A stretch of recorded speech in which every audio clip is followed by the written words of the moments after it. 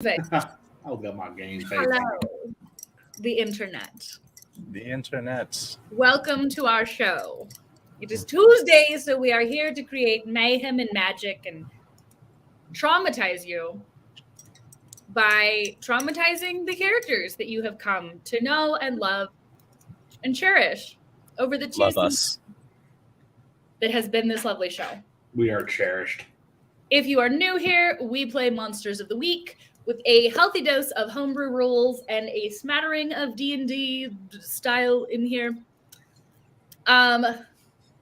Today, our keeper is the architect of this whole story. Well, the architect of, I don't know. I guess we all are kind of architected it. It was originally a game that DM has been playing for a long Vision.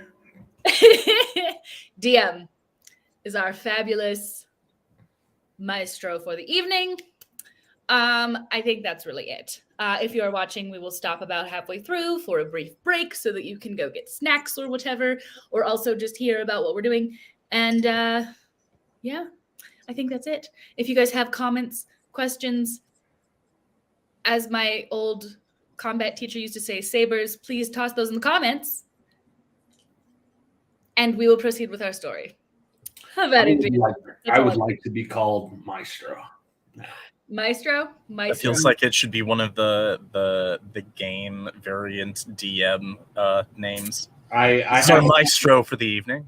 I would like to recommend a couple of Tiger Bombs. All right. So where we begin in this episode is up to our players. There are a couple of things that they will be shown. So first and foremost, tell me, who is getting coffee? That feels like it would pretty easy layup for. Well, do you want it? Do you want it, Chloe? Well, no. I mean, here's the thing: Edith is definitely getting coffee, but whether she is going with Rory or Rory has gone to get it because Edith has a headache because she had another vision or not, is up for debate. So we could have Rory go get coffee. I feel like that's a thing. Yeah, if someone has to physically go out, I mean, I have a person There's that perfectly good coffee pot in the kitchen. It's not the same. We all know it's not the same. It has no one beautiful serving it to. Well, I mean, any of you could. You're quite pretty as well, Mike. But I'm going to go to Bava Java.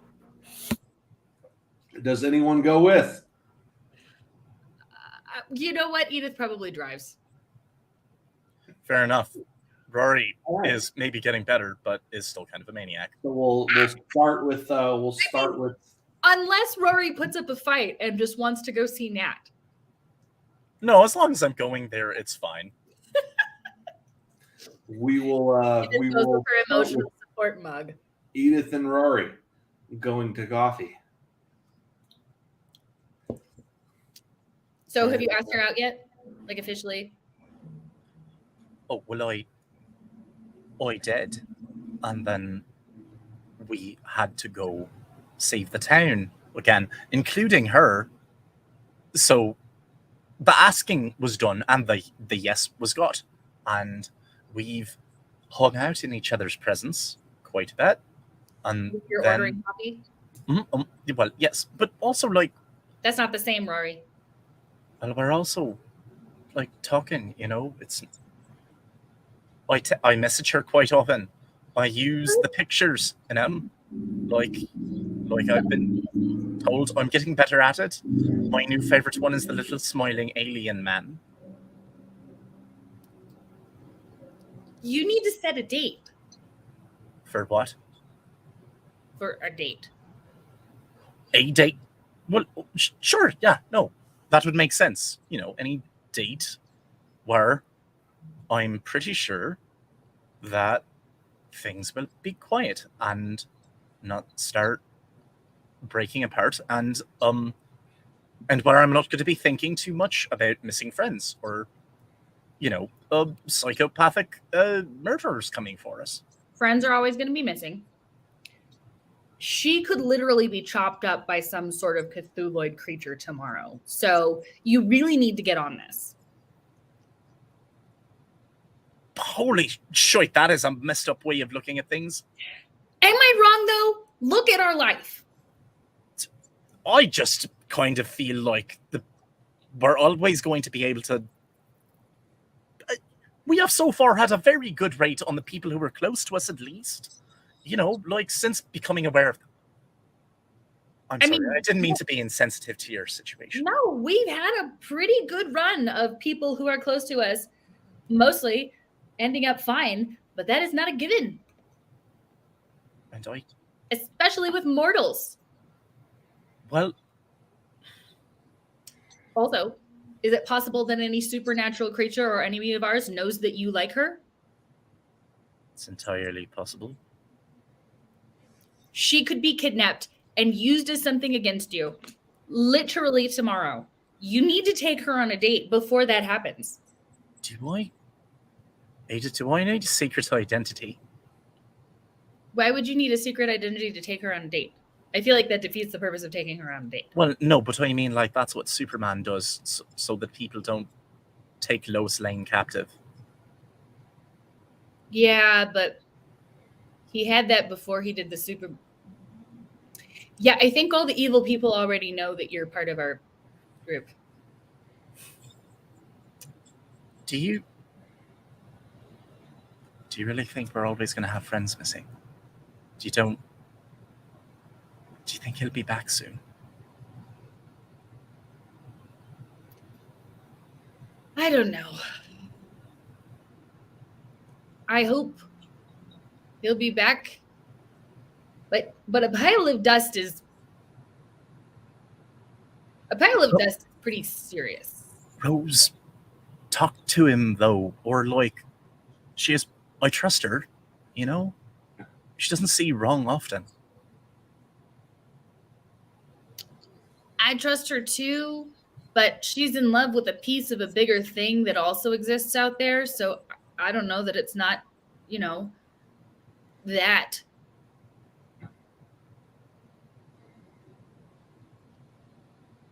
Maybe. And then I think Rory's just going to get quiet for the rest of the drive. When you arrive, it is an incredibly busy sort of midday rush. Big line. Everybody looking for their Baba Java fix. So everybody is helping out, making drinks, handling their twin cash registers, including everyone's favorite mafioso figure up front and taking orders like a champ. His eyes light up when he sees you walk in, and he motions for you to get in line, says he'll be right with you, and does his thing. Folks try to order, like, I think you have a vanilla latte. It's like, no, you have vanilla cinnamon latte. Is better, is seasonal. Also is on special, 10% off when purchased with muffin, which I will order for you too. That'd be $11.80. I don't want a muffin. You will get muffin. They are fresh bake. My babushka make the muffin. You eat the muffin when offered the muffin.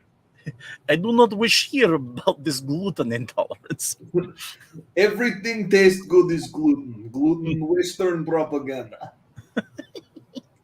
Designed to limit the resurgence of Russian state. Yes. Hello. Is friends mine. Hello. Hi. Hey. I'm not having a muffin. It's fine. I was not prepared to offer you muffin. Muffin for friendly coffee drinking college ladies. You are now sour-faced college graduate. You drink coffee black, have bagel, no cream cheese. Excuse you, I was a sour-faced college student, so, Yes, it occurs to me this moment I have never had interaction with you where I think, is she pleasant? Oh, I respect that.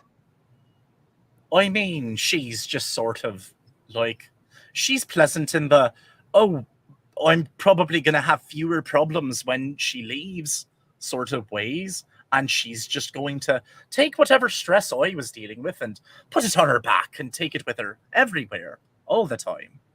The Americans, they do not know how it is. In old country, the grumpy woman was woman deserving of respect. She will make borscht and cook chicken and mayonnaise and stand in bread line for day if have to. You hear that, Edith? You're a respected borscht lady. I heard that. I can hear in the tone that that's a compliment. So Yes. Remind me of my mother.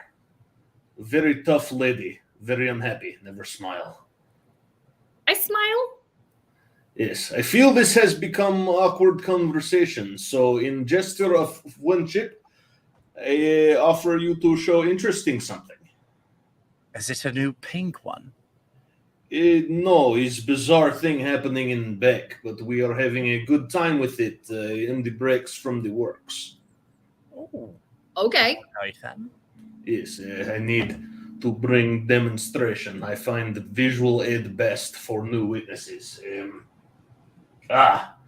He grabs a banana. Follow me.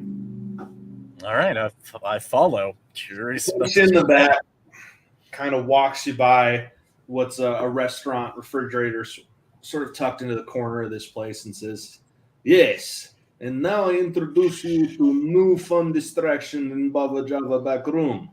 I call it the entropy corner. The entropy corner. That Yes, is a bloody spectacular name. I am not Dostoevsky. I do not have more poetic name. No, I think it sounds bloody awesome. Terrifying. Yes, Cool. Terrifying. observe. And he kind of positions the banana so it's right close to the corner of the where the two walls meet, and drops it, and it just falls to the ground with a plop. Now, as far as things I've seen go, I would put that on the average side of them. Yeah, I did not grab ripe enough fruit. I try again. He picks up, lifts it, drops it over the exact same spot. And this time, when it hits the ground, it is browner. It goes from bright yellow to having brown spots on it so quickly it could have happened in the space of a blink. Ooh. How long has your corner been aging things? I dropped my phone here when talking to my supplier. He raised prices on bulk decaf. I get frustrated, begin gesticulating with the arms, drop the phone. The phone hits ground. I lose 40% battery. So like this morning? Ish. The days blur together. When last time not have shots vodka after lunch? Several days. Okay. This is sort of like, a thing we're into around here. The weird shite. Is not the best part yet. A corner of entropy detect when corner of entropy being used. Corner of entropy has wrath. Observe. Picks up the banana again, drops it again. This time it hits the ground and it is so brown, it's practically black, and the room suddenly smells sweet and not in the good way. Okay. What on you? More severe the impact. If it worked the other way, I think you'd be set for bloody life. You just have 80-year-olds in here coming in all the time. I'm not that lucky, unfortunately, or I would create sort of theme park attraction for eternal youth. I make it the billions, I buy the internet companies, and make the various types of electric high-tech things, and I retire from coffee business. Yeah, I think that bubble is past. I choose still to dream. American dream, even. Is it getting bigger? See, impossible to tell. I have applied my various methods of investigation to this, and I have the night vision goggles. do the chemical experiments. I Have you cannot. tried drawing a chalk line around it? We all know where it is. No need joke line. If person stumbles into it through negligence, that is his fault. I would personally like to see how it go. No, but to see if it's getting bigger. Because if it's just a bubble of banana, You are welcome to discover what it is. I cannot see nothing. The ultraviolet visions, there is nothing. Well, if you'd be willing to give me a few minutes so I could apply a bit of a weirdometer to it. Oh yes, the weirdometer is why I show you. In fact, is good. Usually comes with answer. Although I would appreciate at this time if you may order answer that does not incur either some sort of monstrous creature or a gang war. Well, you know, I would bloody well prefer that too. no promises. I have no power over these things. Well, I suppose I do. But I'm usually not the instigator these days. I consent to your offer. Sergey! Our guests are applying the wham bam woo woo. You are to provide them with beverage of choice. Pink Do one. not give me that look. You apply and supply beverage of choice. Defiance is growing in quantity around the coffee business these days. Is disgraceful. Even after cornering the bloody market in town. You know, it make them believe they have more leverage. Is now where you go to find barista, where you go to find cashier. I do not know where I go to find barista, but I tell you where I go to find cashier. Literally everywhere the flip else is where I find cashier. Attitude. Oh, Kids these days. the bloody struggles of success, my friend. They watch the movies with the Marvels and the Marios, and they learn the Western values, and then they'll work hard. Disgrace. Is Italy part of the West? I'm pretty sure Mario's an immigrant. Anyway, I'm going to do this now. And as you set up, we're going to move to Rose. Wherever she is, she's on her phone.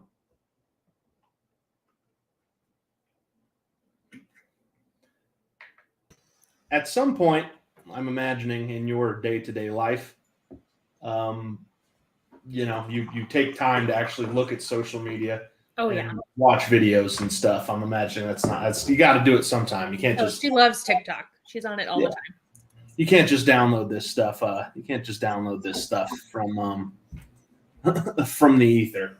So you're kind of just scrolling through videos and you're doing that thing you do where you check the local stuff and see that you've arrived at a point where there is a lot of traffic and conversation around a local video where people are talking about like an incredible magic trick and special effects. Somebody's asking, like, there's pretty prominent people like trying to break down someone filming like a major studio movie in Wealdport because it seems like some kind of stunt or cool trick is coming.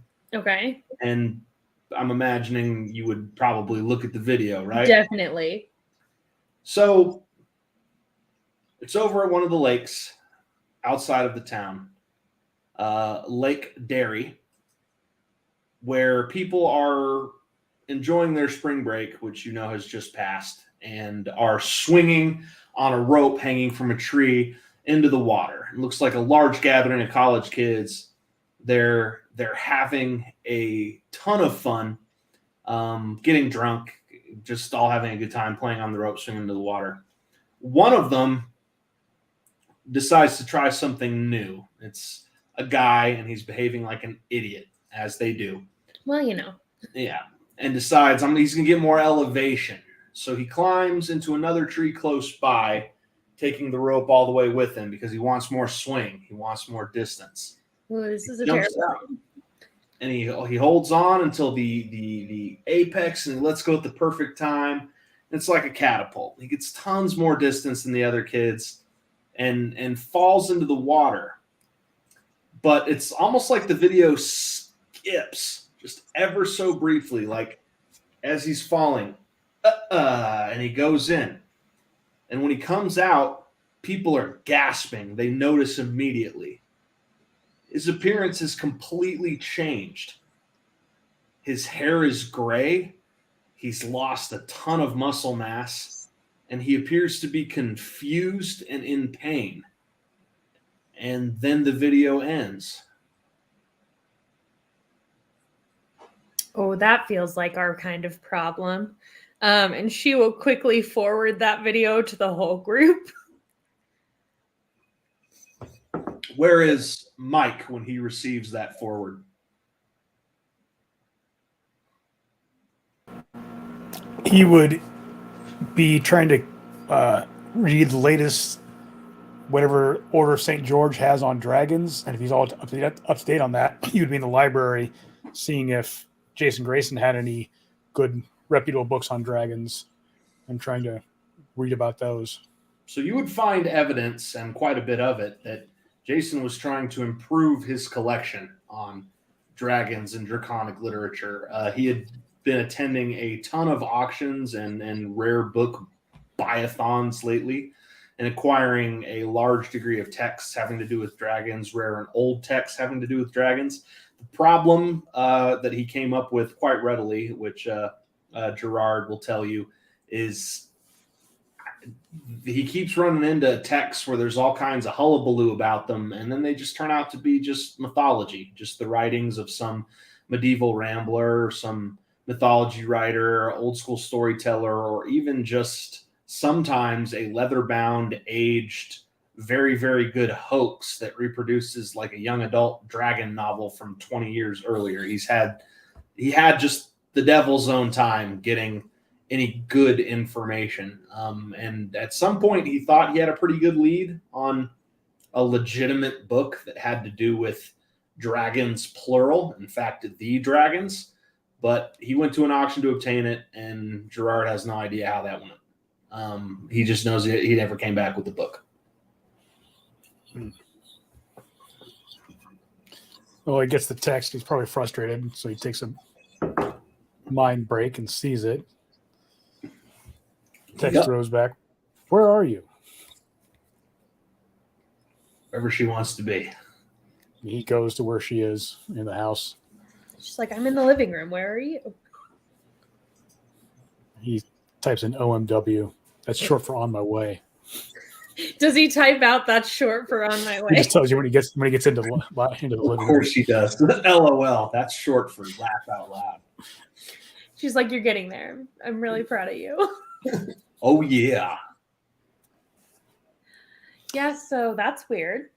Yeah, and terrifying in a little bit. Definitely feels like our kind of weird. Yeah. That Or it's great CGI and somebody at Wealdport's about to get hired for a movie. no, come on, we're not that lucky. I could wish. Gerald,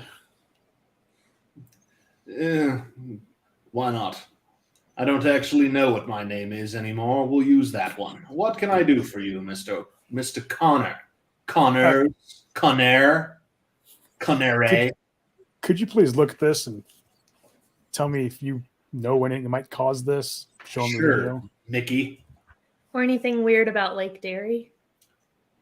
Lake Derry is an artificial creation. It's very, very new. It used to be the Derry Valley between Mount Apex and Mount Rex. A very popular hiking destination and camping destination around here, but eventually they required moving one large body of water to another via a new population controlling dam, as you well know, flooded the valley, created the lake. Considered a party spot, as I recall. That is something. Quite the makeup job. Must be some form of plastic prosthesis on the face. Look at those wrinkles, liver spots. Well, yeah, but Was I there- don't think you could apply those in the time span. Can't they do the cuts and the edits and the visual effects and what have you? I mean, the video does skip. if it were a supernatural effect, is there anything that might explain that?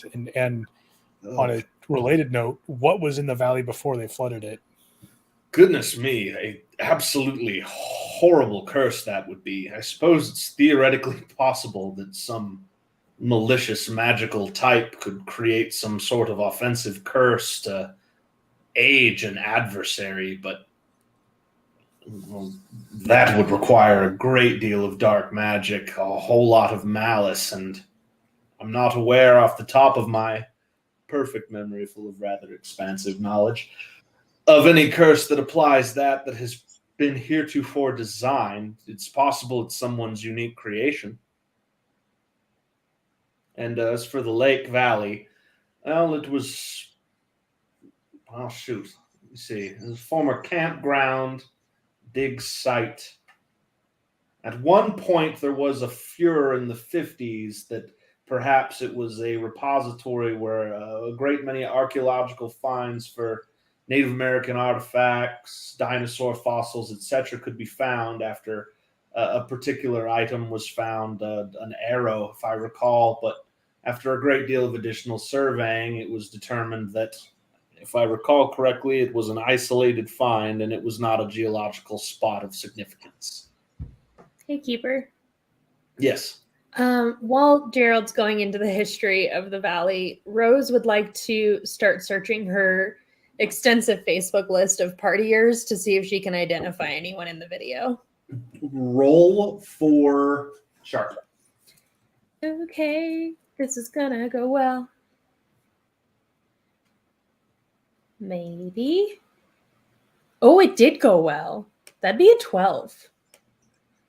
You recognize a couple of the girls after you rewatch the video like a dozen times. You know them as pretty active in the sorority scene. They're about your age. Maybe one of them's a year behind.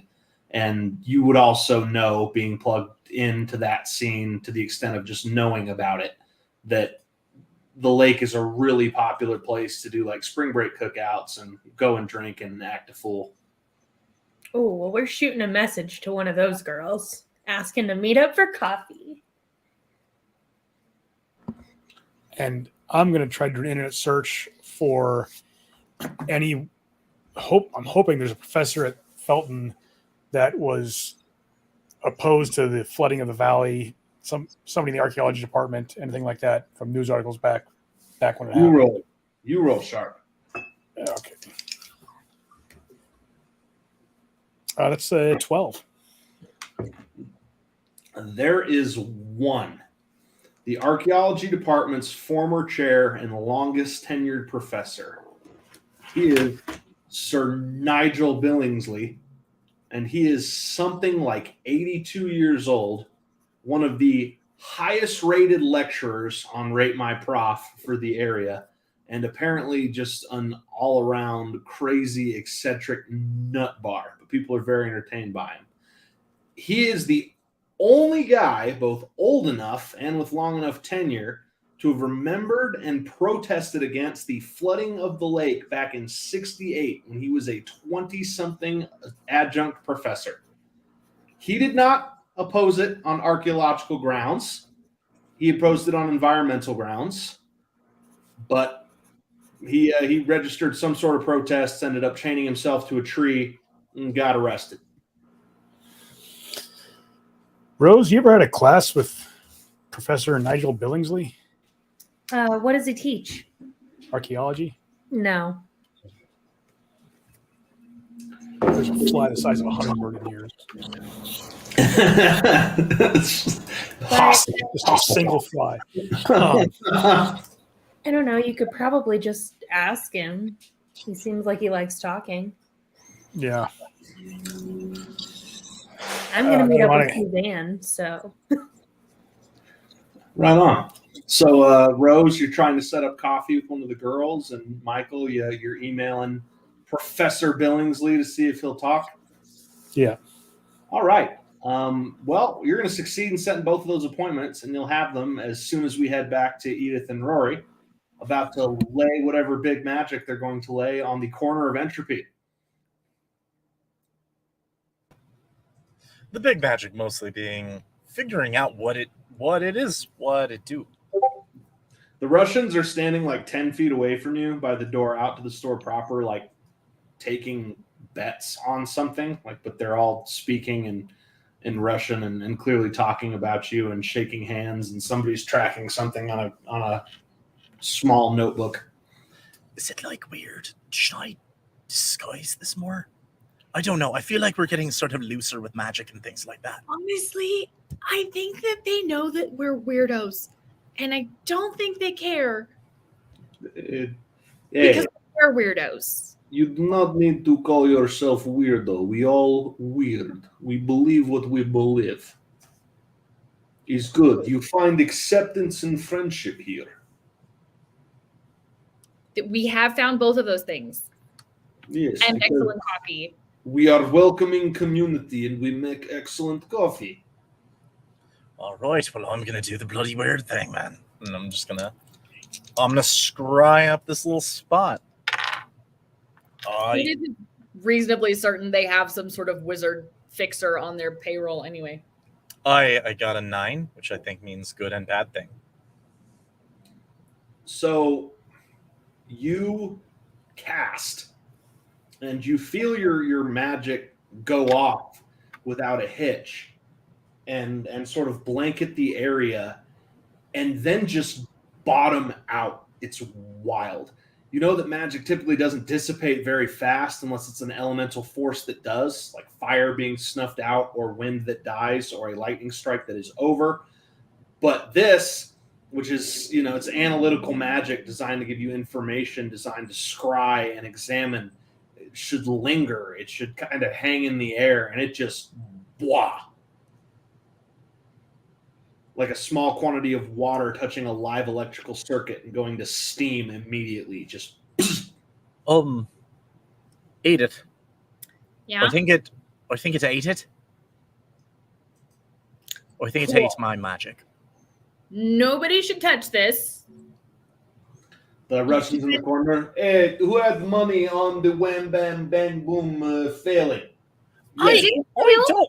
Excuse Yeah. me. And people start passing bills back and forth. I did not fail. It is just that the whole is stronger than me. Yes, it's not failure. It's a constructive experience. You gain knowledge. I bloody did. I will collect my $20 at later date. It's good. Maybe hold off on payout for now. He's insecure. I'm not gonna do it so your brain doesn't melt, but I can turn into dogs. I can beat dogs. I don't think that's Yes. how sorry. He's- I know it's Ooh. not. That's why I'm not doing it. And Because you of will be that. best dog. I'm a very good boy. Anyway, ugh. Yes, he's good dog. I believe. Mm. Okay, but I'm actually serious. Like, I don't think you guys should feed it any more bananas or whatever We're else. not feeding it. The banana is here and smell very bad. Yeah, well, maybe it's eating the banana's ripeness, and I feel like you should probably not put more stuff in it until we can figure out what it is. So, like, put a basket over it or something. Fine, Sergey, get the chalk. Yes, is the white stick that you draw on the ground. You go. Is it the Home Depot, Sergey? And do you think you could, I don't know, let the others know? You're faster at typing. Oh, yes. You got a missed message from Rose. Oh, It's a video.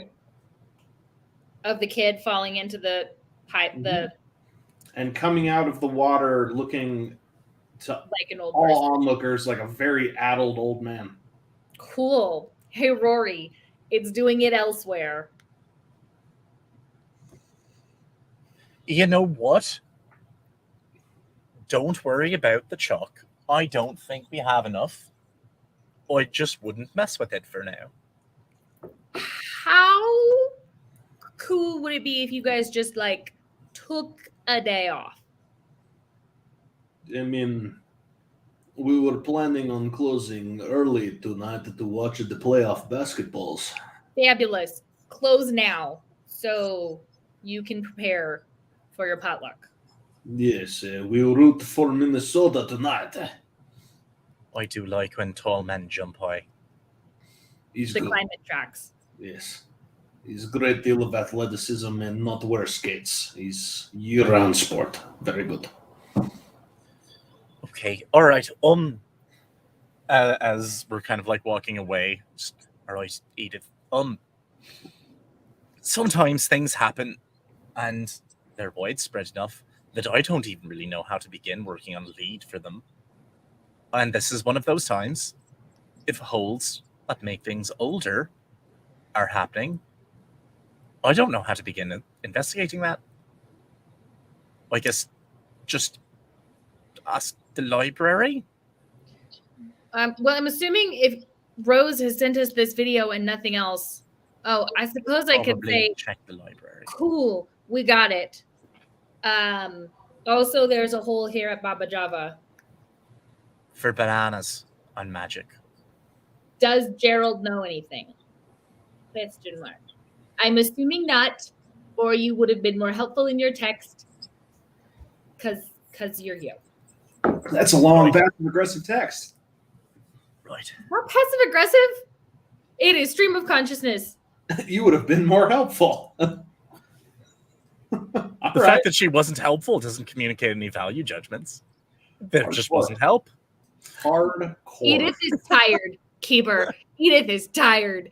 Edith knows none of this stuff makes sense. It's kind of arbitrary, and we literally, apparently, could just step Hey, in. now, arbitrary. All right. Moving on. Moving back to the group that gives less lip. All right, who first? Coffee meeting or professor meeting? Either Do way, we- but Rose does text back, I'm being as helpful as I can be. And then like 6 butterflies. Does Jason have a map of Wealdport in this room in his library? Oh, my goodness. So many maps. Yes. Anything with like magical ley lines? I'm sorry if I'm sounding like a buffoon here. I don't really know. No, actually, that's quite an insightful question. Yes, he has his attempts at mapping ley lines. See, the problem with Wealdport is they shift. You're on a confluence. As the tides of magic ebb and flow, the ley lines move around. Jason took that into account, had his own sort of mental internal formula, but yeah, if you'll give me a few hours, I will pull together the documents that I know him to have produced and left with me on the subject. Thank you. Thank you very much. Of course. Oh, goody, an honest-to-goodness research project. Hoping we can find something that ties these Right. 2 points together and maybe predict another or something. I don't know. I'm going to go talk Makes to the professor. Have fun. See if I'm headed he's to the coffee helpful. shop. And she'll Right. text Edith headed to Baba Java's. So you will meet them there. So we'll start with his meeting with the professor. Do you go meet him at his office, Michael, or did you suggest like a lunch spot? Or No, I'll try to go meet him at his office. so the first thing you realize is that his office isn't easy to find. You eventually need to get instructions from a student down to the basement of the archaeology and anthropology building, right next to the boiler room. In fact, you're pretty sure this is a repurposed closet. And inside is stuffed a ancient mahogany desk, behind which sits just a colossally fat old man who is playing on a tablet, like, yeah, quiet. Birds, they're angry, but I pull back here. I fire it thus. The beaks hit the blocks, and the pigs meet their demise. This is brilliant entertainment, yes.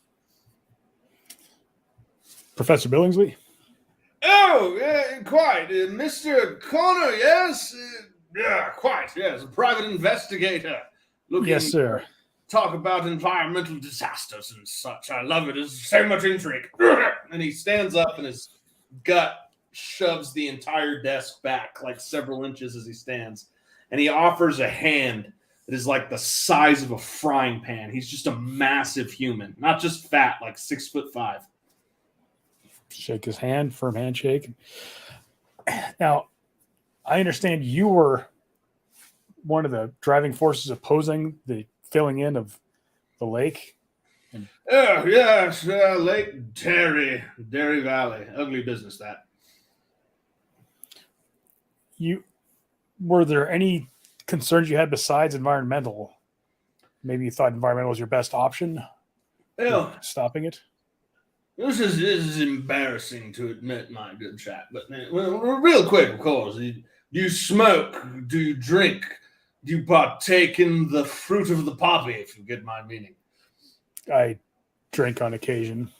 Yes, it's fine. You're one of those square individuals, possibly straight edge, as the kids say, and I respect that.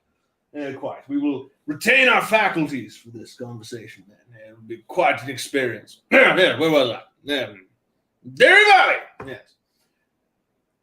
Used to be, the Derry Valley was the popular spot for various clubs at school to explore their beliefs.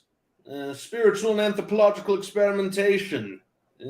Working with the various forms of Wicca ritualization and old world belief systems. It was a place where students of differing beliefs or exploratory beliefs could congregate, have rituals, find community, enjoy the exploring the mysteries of the universe from maybe different sides of faith than society would normally find acceptable, you understand.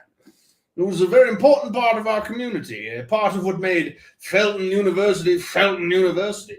It also so happens that it was a nice selection of local arbor, local flowers, a particularly robust colony of chipmunks, and flooding it ruined it all.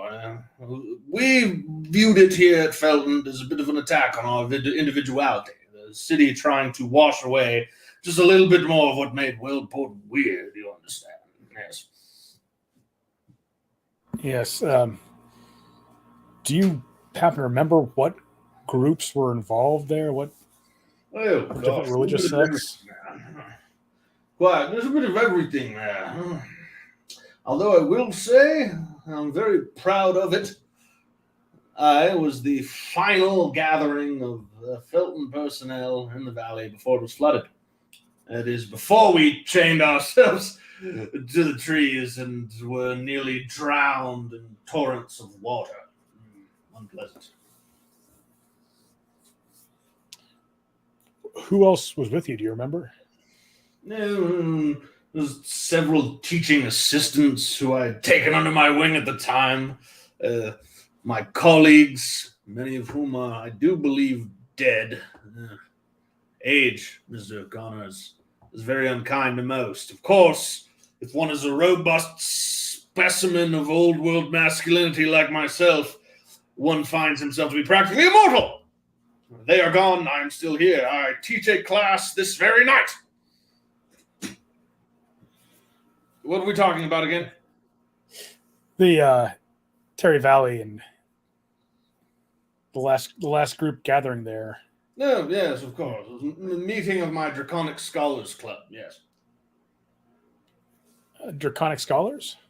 Yeah, you see, there's a legend that Wealdport was founded on the site of a dragon graveyard. It was something that I always found very interesting as a child, so I devoted myself to the study of draconic myth and folklore as a side project as I grew into my anthropological and archaeological academic prime, you see. Okay, time out real quick. In my studies, have I come across anything about that? Any other source that mentions you would have maybe come across like an implication or two, like a couple of sites of Native American myth from like way back. Might have included like a collection of grand creatures dying or being laid to rest around here, but really sparse. Okay.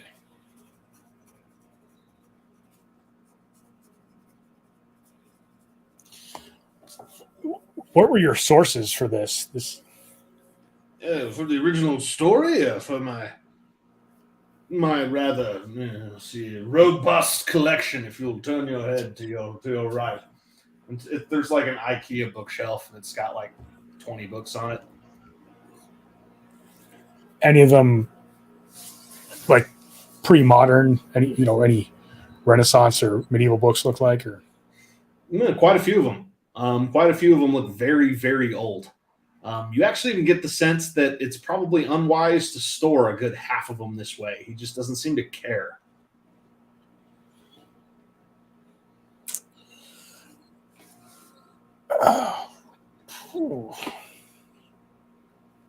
Do you know anyone else who's been studying this the way you have? You seem to be kind of quiet area of study there through the Reagan and Bush years. I found myself experiencing very little competition at the buy-ins and the auctions. You see, but in the last 5 years, things got a great deal more exciting. I have family money and quite wealthy. I teach because I'm enthusiastic about the children. You see, I want to give back to the future, pass on my tremendous quantities of knowledge, my highly developed, perfect professorial brain. Where was I? You're talking about the last 5 years or so. There was some competition for books. Yeah. This is CAD bringing in various kinds of black market wealth, jumping on every esoteric text in the city, in the zip code, hell, in the entire state. Some Blackson or something or other. Grayson? Yeah, that's it. Quite. Yeah. Definitely handsome fellow. Bit of a prick, if you ask me. Once watched him beat the tar out of a valet for scratching a particularly unimpressive vehicle. But that boy could buy books, I tell you what. But he did not get one over on me at the last auction, I tell you, because he didn't get one over on anybody. The red-headed gentleman purchased the book at question. And you know what? I found him likable enough that I was happy for him. Yeah, a new scholar entering the mix. Haven't seen him at any events since, unfortunately. He was an interesting sort of character, yes, the redhead. Did you catch his name by any chance? It was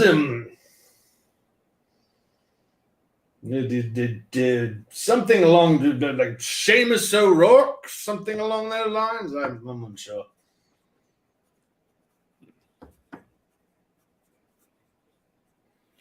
And I get the name of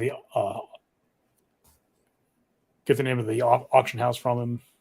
We don't purchase esoteric texts from an auction house, my good man. Private buyers looking to raise capital.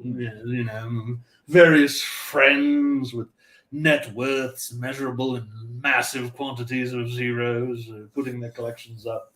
Often serving great chicken satay and craft cocktails along the process, yes. See, it's not like it used to be in the 90s, Mr. Connor. It used to be that we would just all congregate in some rich dude's basement and do truckloads of cocaine and swap book collections. Those were the days, I assure you. I can imagine. All right. Nowadays, everyone wants to be classy and not have perforated scepters. It's a soft generation, Mr. Connor. Soft, I tell you. Well, thank you, Professor. You've been very helpful. Of course. And tell me, what you reach out? Are you a burgeoning scholar of the weird, draconic enthusiast, or possibly looking to pursue a secondary education in archaeology at this uncommonly late stage in your life? No, unfortunately, it's having to deal with a client. I can't really go into too many details, but this could connect to the case. So. Yeah, very good. Well, if you need me to testify in court, it is said that Nigel Billingsley is a tremendously effective expert witness. I will put the system on trial, Mr. Connor, I assure you. Thank you very much, Professor. Yeah, quite. Would you do me one last favor before you leave? Sure. Would you assist me in moving my desk about 6 inches closer towards the door? I need to use the restroom and have found it difficult to leave for about 3 hours. Sure. I'll pull it out. Thank you, sir. And that is the end of your interview with the very eccentric mountain of a man. And we join Rose, Edith, and Rory at Bava Java. Back with other strange, eccentric characters that our heroes Hey. I'm here too. Hello. Why are you? It's closed. Okay. Well, then I will change where we're meeting her. That girl in the corner of the video, I set up to talk to her because I thought maybe she could tell us how legitimate that all was. Oh. If you would like to use this place as sort of large coffee-smelling interrogation room, this can be arranged. You are in. I think she's pretty Coffee normal. We might interrogation. want to just have like regular coffee, like at a table with drinks. Yes. Do we have any of the pots still on? Ah, yes. We have one espresso machine still working. We will give you VIP extra special individualized treatment, yes. Unless you think we shouldn't, Edith.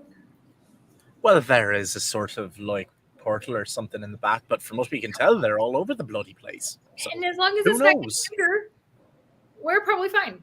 Yeah, of course. Okay. Mike's going to meet with the archaeology professor. His name is definitely out of my head. Billingsley. Thank you. Him. What? Wait, that name sounds familiar. Does it, or does it just sound made up? It does. I don't sound- know, kind of both. I mean, it's possible you like audited one of his classes. He teaches everything except things I would take. Might have been. I don't know. I didn't really pay attention in any of them. That's fair. Well, he went to go talk to him because he's the last person who hung out at the lake before it wasn't a lake. All right then.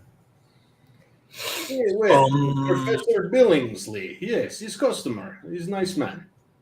Oh, Yeah, nice I mean, man. he seems cool. I just don't know him very well.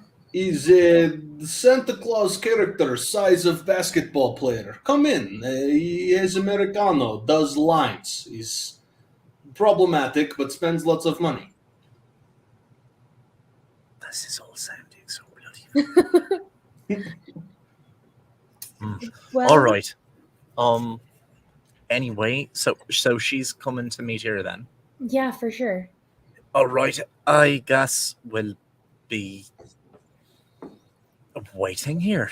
It doesn't take long at all for her Rose, to arrive. Rose, go back in the back and look at it with your crystal, and we can draw around it and put rope up so people don't Love accidentally that. do it. Yeah, while we wait for her. Yeah. Oh, bloody. So we go into the back and see if we can see what this thing looks like. Rose, roll weird. Oh, no. Don't break this woman's brain. Ooh, okay. The dice are with us tonight. That's a 13. Oh, okay, shit. All right, you look through the. Damn it. You look through the crystal No. and you get it's like at first your brain kind of has trouble processing that anything is different, but after a certain amount of staring, you see that it's almost like fractal, like almost like looking through a kaleidoscope, just in one like little sliver, sort of a tilted at 45-degree angle, almost like fractalized window pane, just hovering in the air about a foot away from the ground. Ooh, super pretty. It's gorgeous. Can she like point out the borders so that we can make a mark off? Yeah, more or less. It seems to bleed into the kind of atmosphere around it, almost like an alternating pattern running into a piece of fabric. But you think you can kind of vaguely demarcate normal from that. Okay. She's like, this is the line of like definite problems. This is the line we should keep people at. Perfect. Yes. Sergey is buying the chalk and the police tape from the Depot of Homes. Do you have just like a marker? I don't, but Sergey though. You could use Yeah. powdered sugar or But flour. Sergey would feel like you did all that for nothing. The powdered sugar, Miss the Rosemary. This is, do you want the Baba Java to have the ants? Because this is how the Baba Java. You were right. I'm so sorry, sir. Why we A can't great have that. quantity, army of ants, horde. How about coffee grounds? Yes, coffee. Well, I grounds. feel like we're coming up with a lot of reasons to make Sergey's errand mean less. No, I Okay, feel like the chalk is great, but police tape might scare our not so supernaturally inclined friend. Well, it is in the back, so Yes, I'm not intending to close the restaurant. I need to make livings. I thought he was closing this. For the Only for night. the night. Because we watched the wolves batter the Los Angeles people. Yes. Okay. We can wait for Sergey to get back with the police tape and chalk. Fine. In the interim, Dimitri, coffee ground in Gordon from corner of Enterby. Yes, that wall to that wall. Go. So we're still doing the coffee grounds. I'm just saying, okay, the coffee grounds are temporary so that when he gets here, he can know where to put his tape because we don't know if he'll find it. Precisely. Okay. Yes.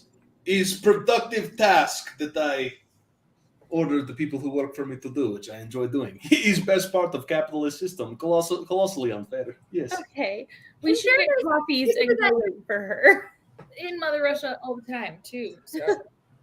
Yes, it's different though. I am legitimate business owner, not a party apparatchik who threatened to kill you if you don't obey. I'm gonna wait out front. Yes, Yeah. If ever you wish to talk about old days and experience in Gulag, Victor has stories. You are too young for the gulag, sir. You do not know this. I do, because I can drink like fish, and you don't look like you're 100. You think I am only 50. You have no idea how old I actually am. I don't Well, know. that brings up so many questions, but I don't think questions we have time to answer. Yes. Human ages get kind of hazy for me anyway. Victor is like Russian nesting doll. You open one, you find other toy nested within. You never get to center. You never know, Victor. Okay. That's weird and Complicated. unnecessarily put offish. I applaud you. I always want to call them babushka dolls. Not a I know reason that's to like a applaud. grandmother. Yes, nice. My grandmother is Babushka. The doll is a classic Tsarist wood carving designed to hide toy in various nesting layers. Yes. It is called a Matrishka? Is that what it? Yeah, Yeah. that's Okay. Anyway, but a lot of people call them babushka dolls because they look like grandmas. they do look like grandmas. They have the little shawl. Anyway, I wait for the person who's coming to me Yeah. next. So you would go out kind of already to find like a girl kind of on her phone. Rose, you get a text like it's closed. She will like poke her head out and she's like, not for us. You're welcome to come on in. Oh, VIP stuff. Cool. Yeah. We have perks.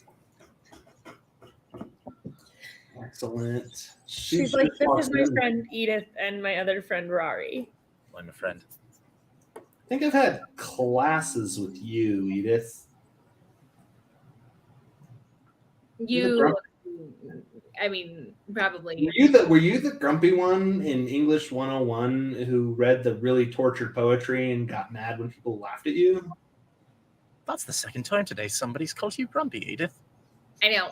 Well, okay. In fairness, I am grumpy. I'm aware that I'm grumpy. Okay, you guys. I also have very good reasons for being grumpy. Chill out. So it is More you. than fair. Yeah. Also, it kind of works for you. Rose, I haven't seen you in forever. What's been going on? Just been real busy with college work programs. So you're in that like crazy viral video. I'm sorry, what? You know, the one where he like jumps in the pond. Oh, right. That was weird. Yeah, like weird, like explainable weird, or weird, like crazy weird. Well, like I was there and we were having a good time and everyone got all like hyped up because of the cool like magic trick and we all thought it was like a movie or something. And then apparently something went wrong with the stunt because we had to call an ambulance because the guy like really had some hard times. Like it was bad. Is he okay? Didn't he die? Oh my god. When What did was he his die? name? Someone said something. I don't know. It was in one of my group chats. I can go look for it if you want. That'd be super cool. I'll get you whatever you want to drink. Okay, I'm gonna run a message search on dead. Okay. Search on dead. I'm gonna. You know what? I'm gonna try died. Died Try might be better. Past tense. Yeah, he died. Who was he? All right. He was one of the Phi Kappa guys, one of the cross players. Apparently, he had like a heart attack. Ooh, you shouldn't drink so much. Drinking doesn't cause heart attack. You've clearly never been to one of the Lake Dairy Rangers, Edith. At the Rager, was there anything like weird? Like anyone who shouldn't have been there? You know, like people you guys didn't invite. I mean, like, there's always a couple of guys who are there who are like way too old to be there, and it's creepy and stuff. And usually we point them out, shame them, and laugh at them, and they leave. But no, we just show up, drink from kegs, jump in the lake, have fun. Usually someone brings a paddle board and we play games on it. So nothing weird besides the magic trick? No, I've been to way weirder Lake Dairy Rangers than that. My freshman year, a bunch of professors crashed it and they like out-partied all of us. Okay, well, that's because old people know how to hold their alcohol. Yeah, Professor Grayson and Professor Billingsley got like so messed up. It was crazy. They did? Cool. You know, I mean, Professor Billingsley like teaches messed up. Oh, question. The guy who like died, was he in any of Billingsley's classes? He was a business major and like liberal arts or something like that. Are you in any of Billingsley's classes? I took that one that he teaches freshmen where he talks about like our shared culture and not being afraid of our differences and being willing to explore stuff that may seem weird. But I didn't show up to very many of them, but I got a good grade on the final because it was really easy and they gave me a B anyway, so whatever.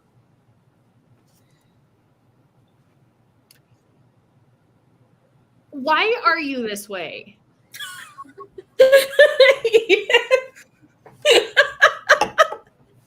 Why are you like this? It's like one of her poems all over again. I'm sorry. I just. Why is the world this way? I am so sad. Where is my sister? Okay. Okay. That seems a little rough. It's okay. We don't need to dive into all that. You know, it was really cool seeing you. No, it wasn't. This was not pleasant, and you were only sort of helpful. Somebody died, and you don't seem to care, which is. I did not know him, and someone dies all the time. It's Wealdport, okay? Scar from the Lion King. Someone dies all the freaking time. So why don't you go be prepared and go actually experience Okay. You know, I will get you whatever coffee you want and walk you back to your car. No, all they have is drip coffee, and it's cold. That's all you get. freaking gothic literature is notch. Okay, let's go. It's okay. And she's gonna kind of help her up. That's right. I can fight my own corner. What? Sorry, can we take her into the back? I, for one, am very entertained. Yes, indeed. I did not mean to eavesdrop, but it's fun time. Rose is gonna more or less just kind of rush her out the front door and close it behind her. The modern generations, they fight in such different way. And Okay, I'm sorry, Rose. I just don't know how you can manage that. No, it's okay. We're not close, okay? It took like 7 layers of friends to get to her, okay? And yet. I just want to find answers. The swerves you guys throw and the stuff you make me improv sometimes. I just thought we could get the kid's name and find out if there was a demon at the lake. Yeah, I know. I didn't see it coming, but whatever. Okay. Wait, did we get his name? No, she wouldn't tell us. She just kept saying I didn't know him well. We know he's on the lacrosse team and that he's in a certain house, though. So I feel like However- Rose- Okay, there would have been a certain date that he was at Right. on the lacrosse team. That should be on a website, I right? think Rose, with the information we have, can find him. We should be able to Google a local newspaper. Google dead lacrosse player died of a heart attack. So and so. You guys gonna get in touch with Mike? Oh yeah, she'll He does that. Maybe? This is why your dream space where he didn't exist was so difficult to navigate. It's really problematic.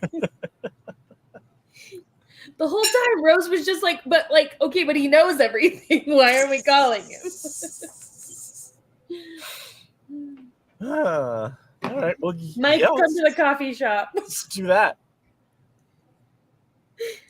Mike, you're welcome to join. 20 minutes later, Mike has arrived. The Russians are Hey. watching basketball on a small TV in the back. Yeah. Who's winning? Let's find out. All right.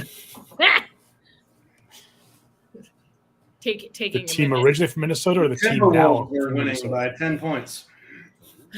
Okay. And the Russians are Hey. happy about it for reasons that don't quite make sense. Good news, bad news. I might have a lead on what's causing this. It's the good news. Bad news is it might be a dragon graveyard.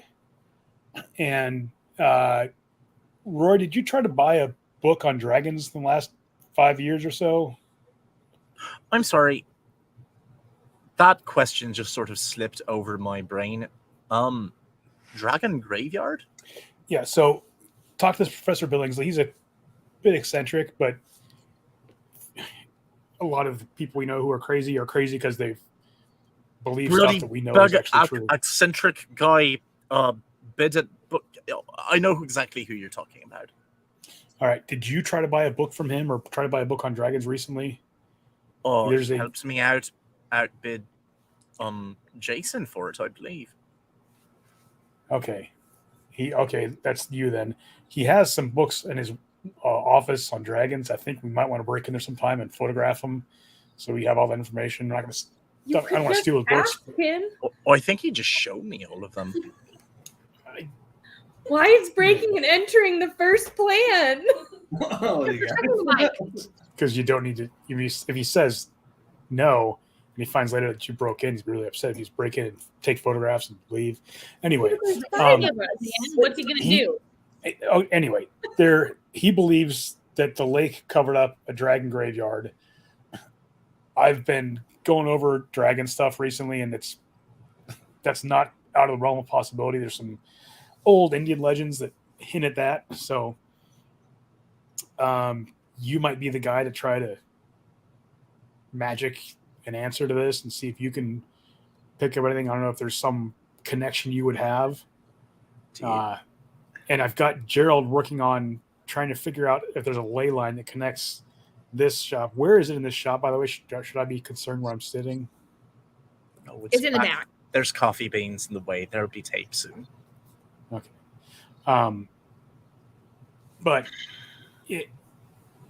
maybe there's a way we can connect him. He said the ley lines shift, so To be entirely clear, but we're concerned that due to some disruption having to deal with a bunch of my dead kinfolk, that there may be a shifting of reality on top of or additional to, the shifting of reality which has occurred since we unbroke everything.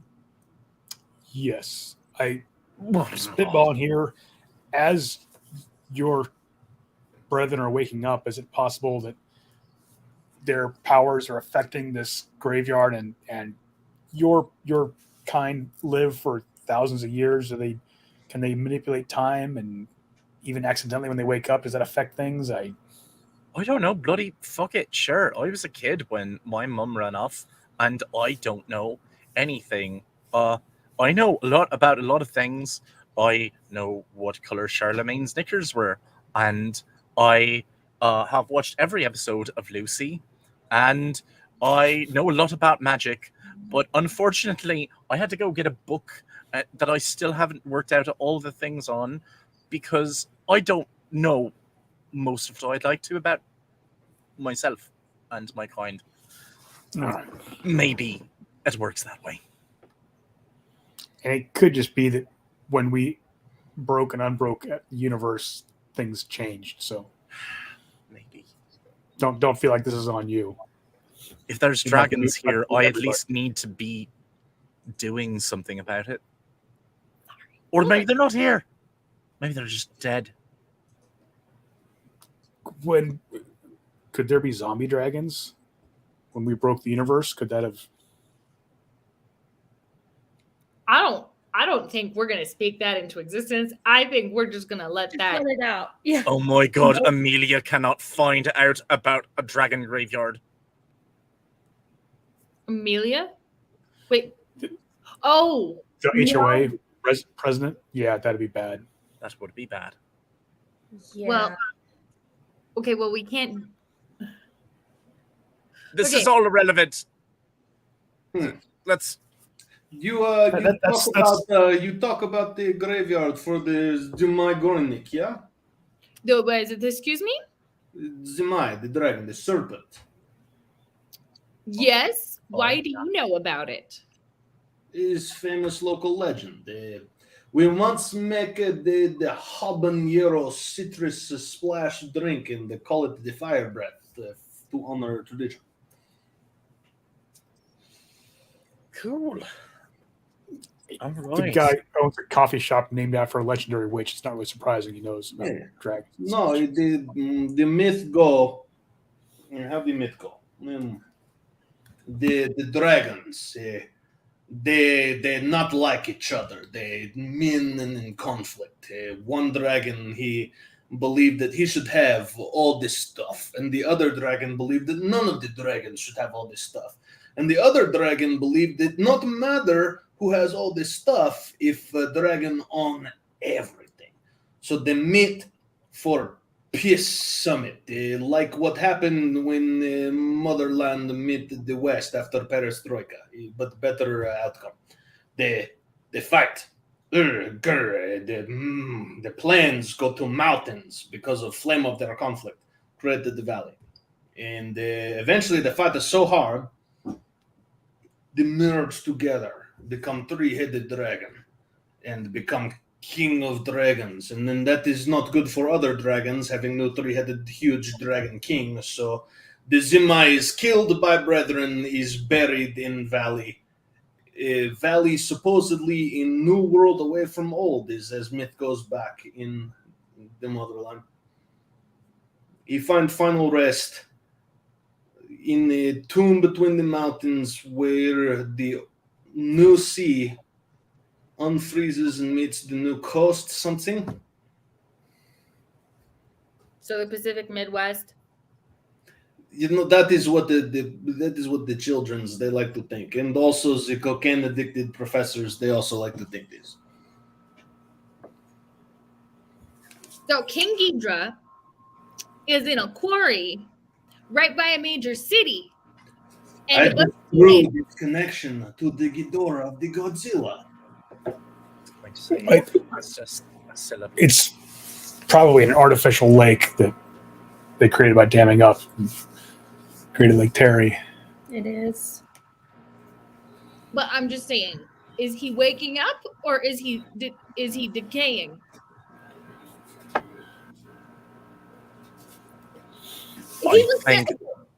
If he died, if they killed him, he's just a dead body, and this is just like dead dragon. He was three magical creatures merged into one. I'm not sure all the rules apply.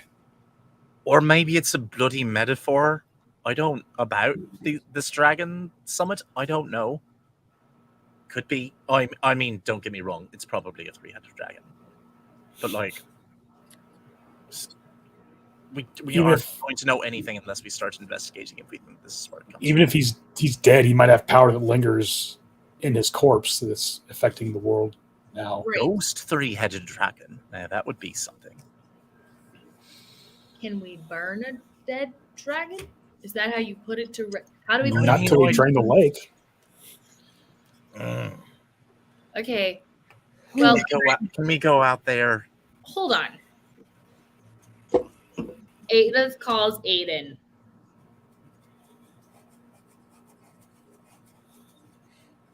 Go ahead and roll 2d6 and tell me what you roll. We don't know if we're gonna have that game. DM's over there like the crap you throw at me. You brought up Aiden several times. Wait, which am I rolling? 2d6 and just tell me what you get. Oh, just 2d6 is straight. 7. He picks up. Over 6, he picks up. Yo!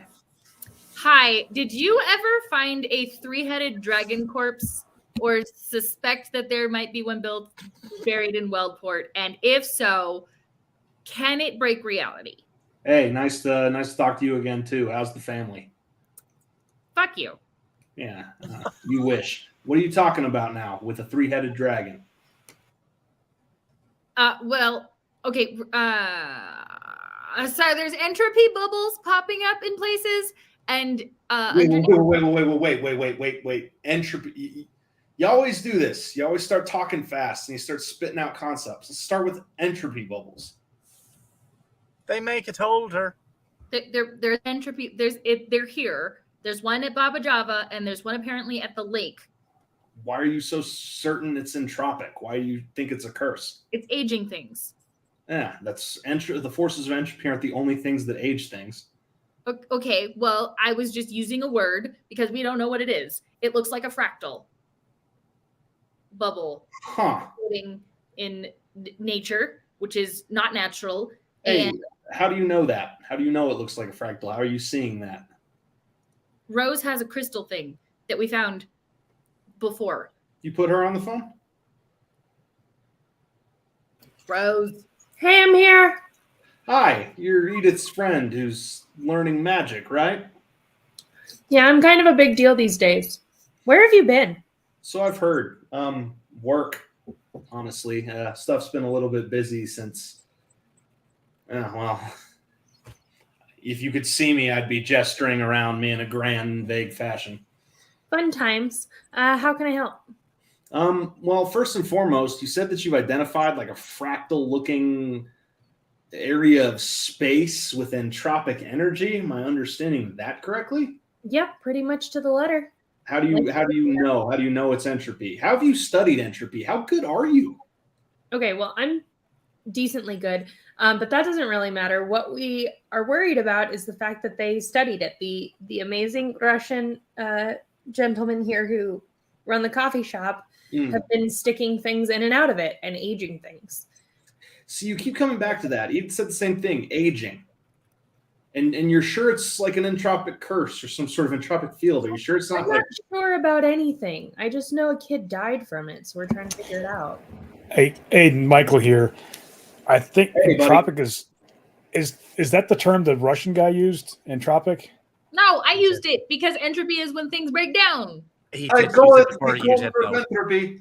It's my name, you know that.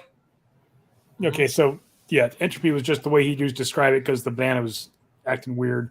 Yeah. We saw a video of if you look on social media, you might be able to see a kid who falls in a certain part of the lake and ages 60 years in an instant.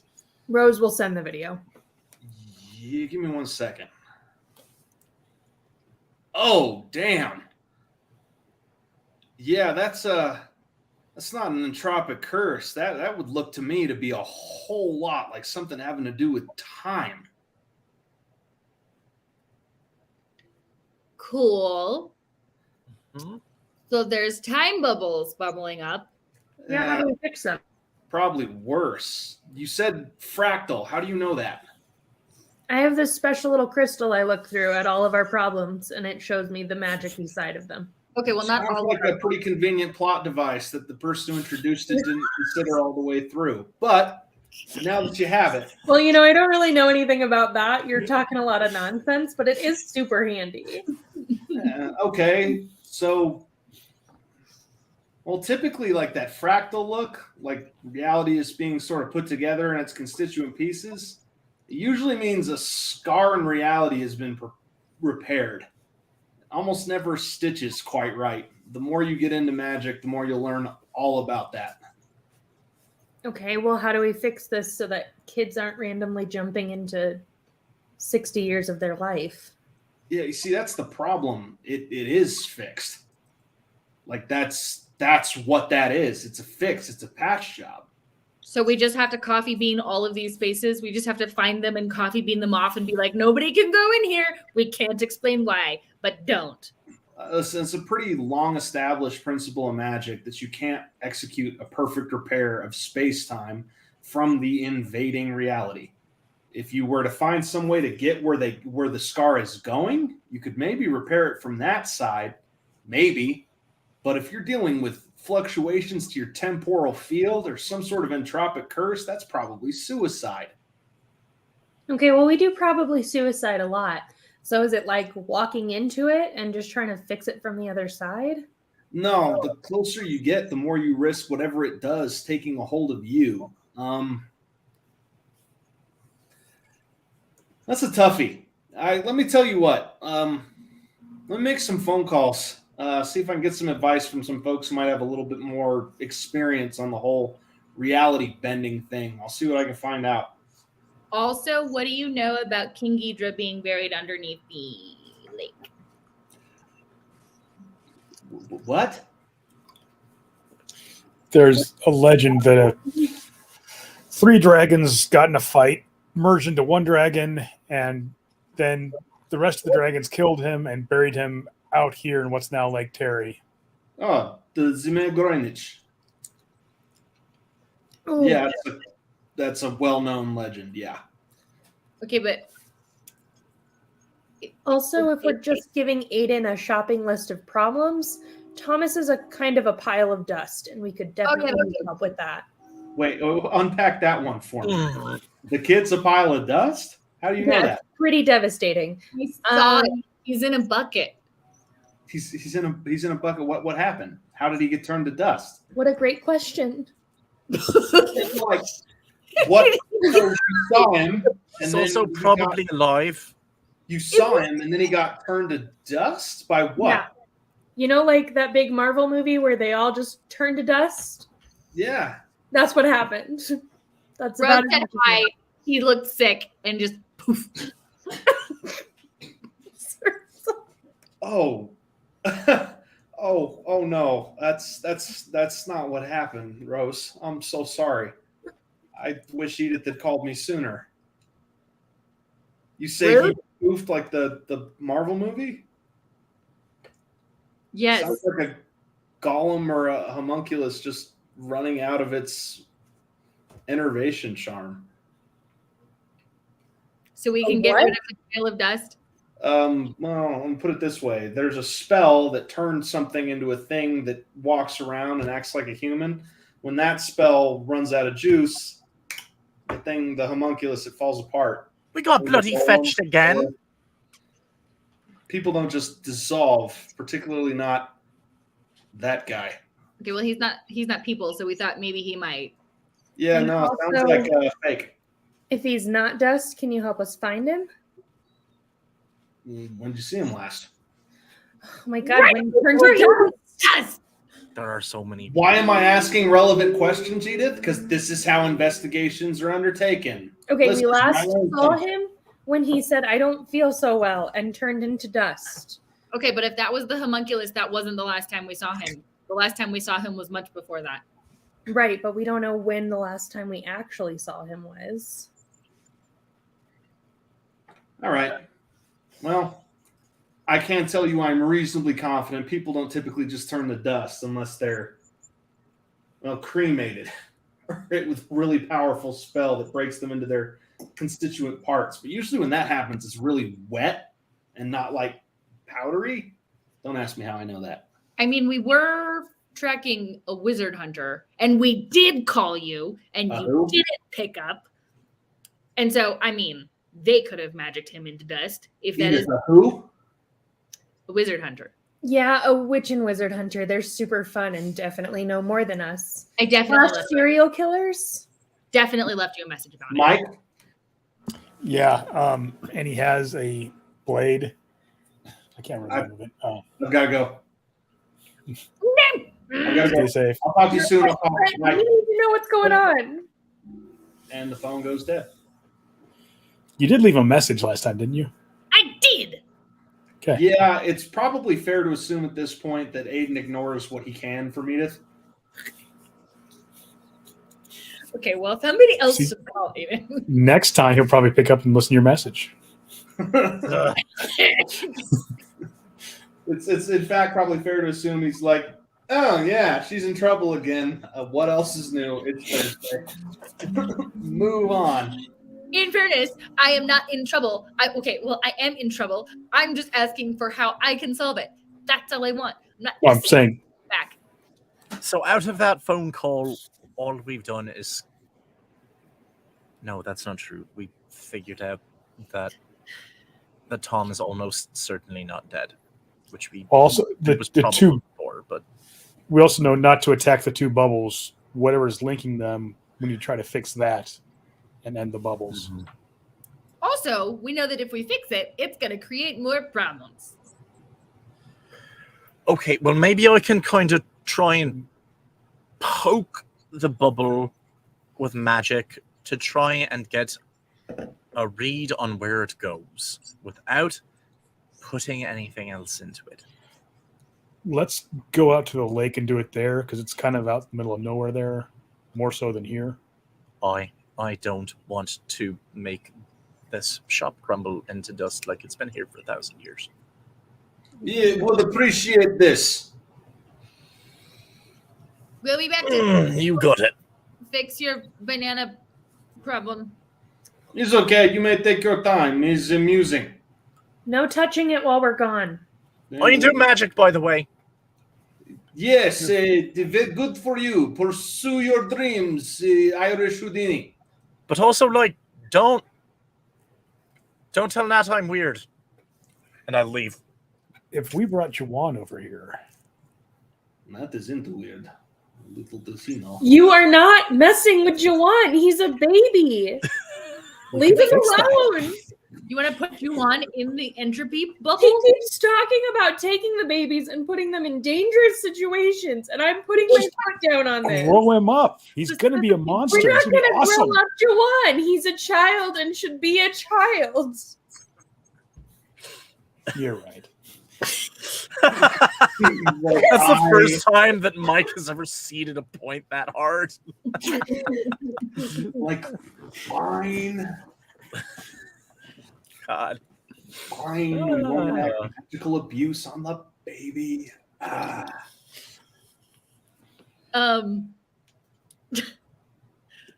What do y'all do? Okay, so we're going to the lake. Okay. Lake Derry's good 45-minute drive off into a sort of the wilderness edge of northeastern Wealdport, up into the mountains a little bit. But it's pretty popular, not hard to find at all. Y'all know where it is. It is also not like very empty. Lots of people camping, lots of people hanging out. There's lakefront barbecues and stuff that everybody's using. People on the lake on jet skis, etc. It's a popular teen spot. Great. Somebody's definitely going to fall in the bubble. Well, Can we like get a big tent? Wait, sorry, is the bubble like out on the lake or is it like by the lake? from the it's- video, he had to like swing and get to just It's the right on spot. Yeah. Because he Okay. like switched through out into the water. Yeah, Yeah. Rose can see exactly where it is. Where's it at? It's a good 10 feet off. It's a good 10 feet off the shoreline. It's right And there. And is it like up in the air? yes, this fractal is less of a fractal and more like a fractal, like window pane in reality, and more like a funnel. The distortion effect trickles down into the water. Mike, I don't suppose you have like, I don't know, a beach umbrella or anything in your van. No, you can look through the. You can stay inside and cast, and nobody's gonna see what you're doing. I mean, sure, we can do that, but it's like, I don't know, closer, tactile. It's always better. We could hold So up. you Could you things. cast while you're flying around as a hummingbird or something? You did that as a gerbil, right? Well, I mean, a little bit, but like, it always Thought I works saw a best sticker. if you have thumbs. What Well, if we there's a make him tree big? nearby it, right? Because the kid swung out on a rope, turn into a monkey and climb out in the tree. And It was my understanding they aren't native. I could be an opossum. They sort of have thumbs. They sort You of- could also just be a Yeah, person and climb the tree because it looks like you can climb it. if you're feeling Like the kid boring. in the video. All right. Yeah, I'll walk up and I'll try and, or I'll just try to like get on the other side of the tree and start like I don't know. I want to take my time on this because as far as we can tell, the problems that are hitting us are important, but they are not immediate, like right this second urgent for once. So Yeah. I'd kind of like to stake out the spot and work for bigger magic and take time, work the circle, prepare everything, really get a read on it, ask Rose how things are getting affected as I do it. Okay. You know, like take, and you can tell me what amount of time you think that could reasonably be, but and I'm looking to see if anyone's. We'll break I'm it look. down. I look to see if anyone gives any sort of odd attention to what he's doing, other than the people who are just like, "What is that weirdo doing?" There's somebody who's like, Well, you don't even need to roll for that. Like, no one would give anything like odd attention, but people give it attention because it's a place where people do weird stuff. In fact, multiple times you'd have people come over and be like, "Hey, are you partying? Do you want a drink? Do you want something that is distinctly more illegal than a drink?" "I'm looking oh, for people it's who are okay. I am a hippie doing hippie things with crystals. She has a crystal. Who are these super friendly people just offering us expensive drugs? Dude, we're not offering like Oh, never mind. Go away. exchange. It's like 3 in the afternoon on a Wednesday. Yeah, don't you know that you need to open your mind up to new experiences Oh my on God. ways that you Rose don't gets another one. Get him away from me. segregate Should be like, no. on days? It's so sweet that you want to make sure that our mind is open, but we're gonna have to like save that for like a weekend experience. We're kind of busy. I mean, if you guys are gonna play with the freaking time hole, you probably want to do at least a mushroom, Hold on. Do Yeah, you play the time hole? Yeah, you throw stuff at it and it comes out old. It's fun. Has anybody else gone in it since the young man went in it and had a heart attack? Nobody wants to die, lady. Okay, well, Just go want to in. have fun. The line between those two things are very often very blurry. You know, nobody had really any good idea for a long time. And then Joe over there decided to go get like a bottle of wine. We put it on fishing line and we threw it and it came back. And holy crap, that stuff was good. Okay, but like other things could go on a fishing line to the other side. Yeah. Other side of the time hole. Mm-hmm. And the other side of the time hole is like old. How do What you do you know? mean? I mean, like John was old when he came out of the time hole and he died. Like, it's not good being old, you die, right? You can die young too.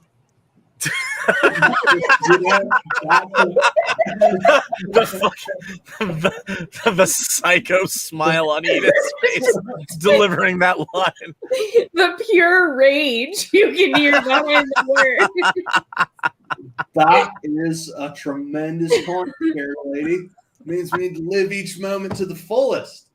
Inhale some charred plant matter and experience the universe. Cosmic God. apotheosis, am I right, gang? Am I Mike, right? do you have like a GoPro? yes, yes, we have camera stuff." Couldn't we just throw a camera to the other side and see what happens? I mean, that would. I'm going to keep trying to do this. You But we keep can doing also this. do that. No. Rory, roll weird. Double fives. That is a 13. There is stuff here. It's hard to define, and it's very old and like very faded, but this is a site of some significance. You felt it before. Ritual grounds, wizards' lairs, places where huge castings have gone on. Like, it does not take much poking around and looking around to be like, okay, this place has got the whammy. Can't tell if this is really a dragon graveyard. I can't tell if there's a 3-headed super dragon. I cannot tell exactly what the nature of things are, but I can tell you that there's stuff, magic stuff. If you're listening close, you may be able to feel it too, Rose. Rose, when you looked, you said it looked like a funnel. Does it continue down into the water? Yes. If you go underwater, does it unfunnel under the water or does it get narrower? She'll check. I mean, she's not afraid of the lake. Clearly, isn't killing people. It goes down and eventually tapers to a very narrow point. It's almost like a thread of light reflecting glass, like going into the sand. But it looks like it's like going into the sand, like terminating into a point into the sand.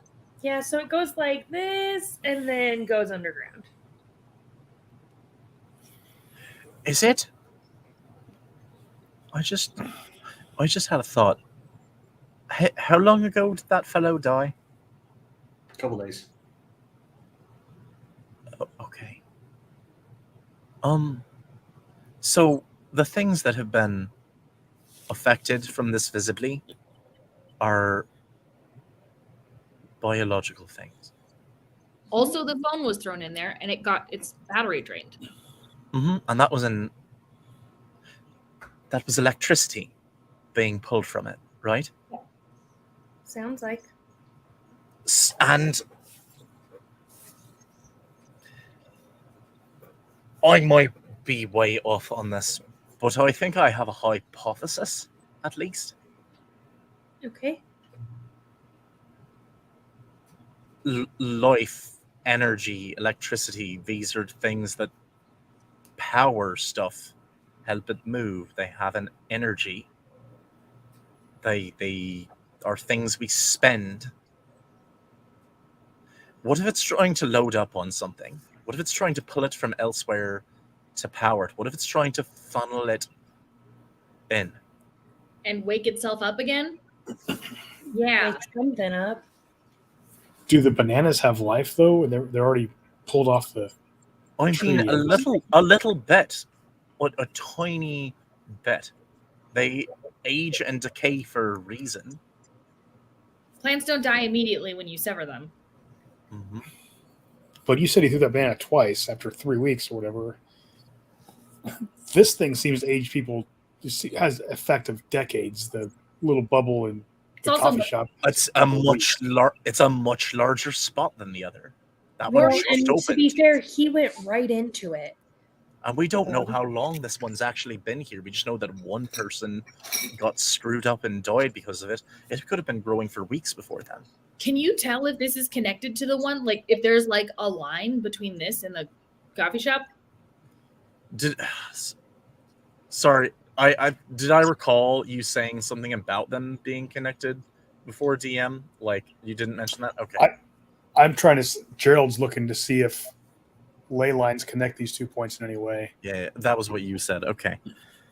Is there like a strand or anything that kind of shoots off in a different direction? Nope, just one unifying kind of. But to be fair, we only know what's on. I mean, we only have a guess of what's under the lake. That other one could go anywhere. It might not be the same thing powering up. Could be. Or it could just be that it's hard to control where you poke your straw through. That's true. Well, if it's a tear in reality because of a stitching job somebody did, the reality could be torn in two different places from the same accident and be improperly repaired. Also, this one might be bigger because it's closer in proximity. Possibly. Rory, roll weird. That one, once again, 6 and a 4, so that's 13 again. The more you like direct your attention, even like out towards the water, the worse you kind of feel. Like it just makes you feel apprehensive and uneasy, like some kind of deep instinct is telling you not to go out there.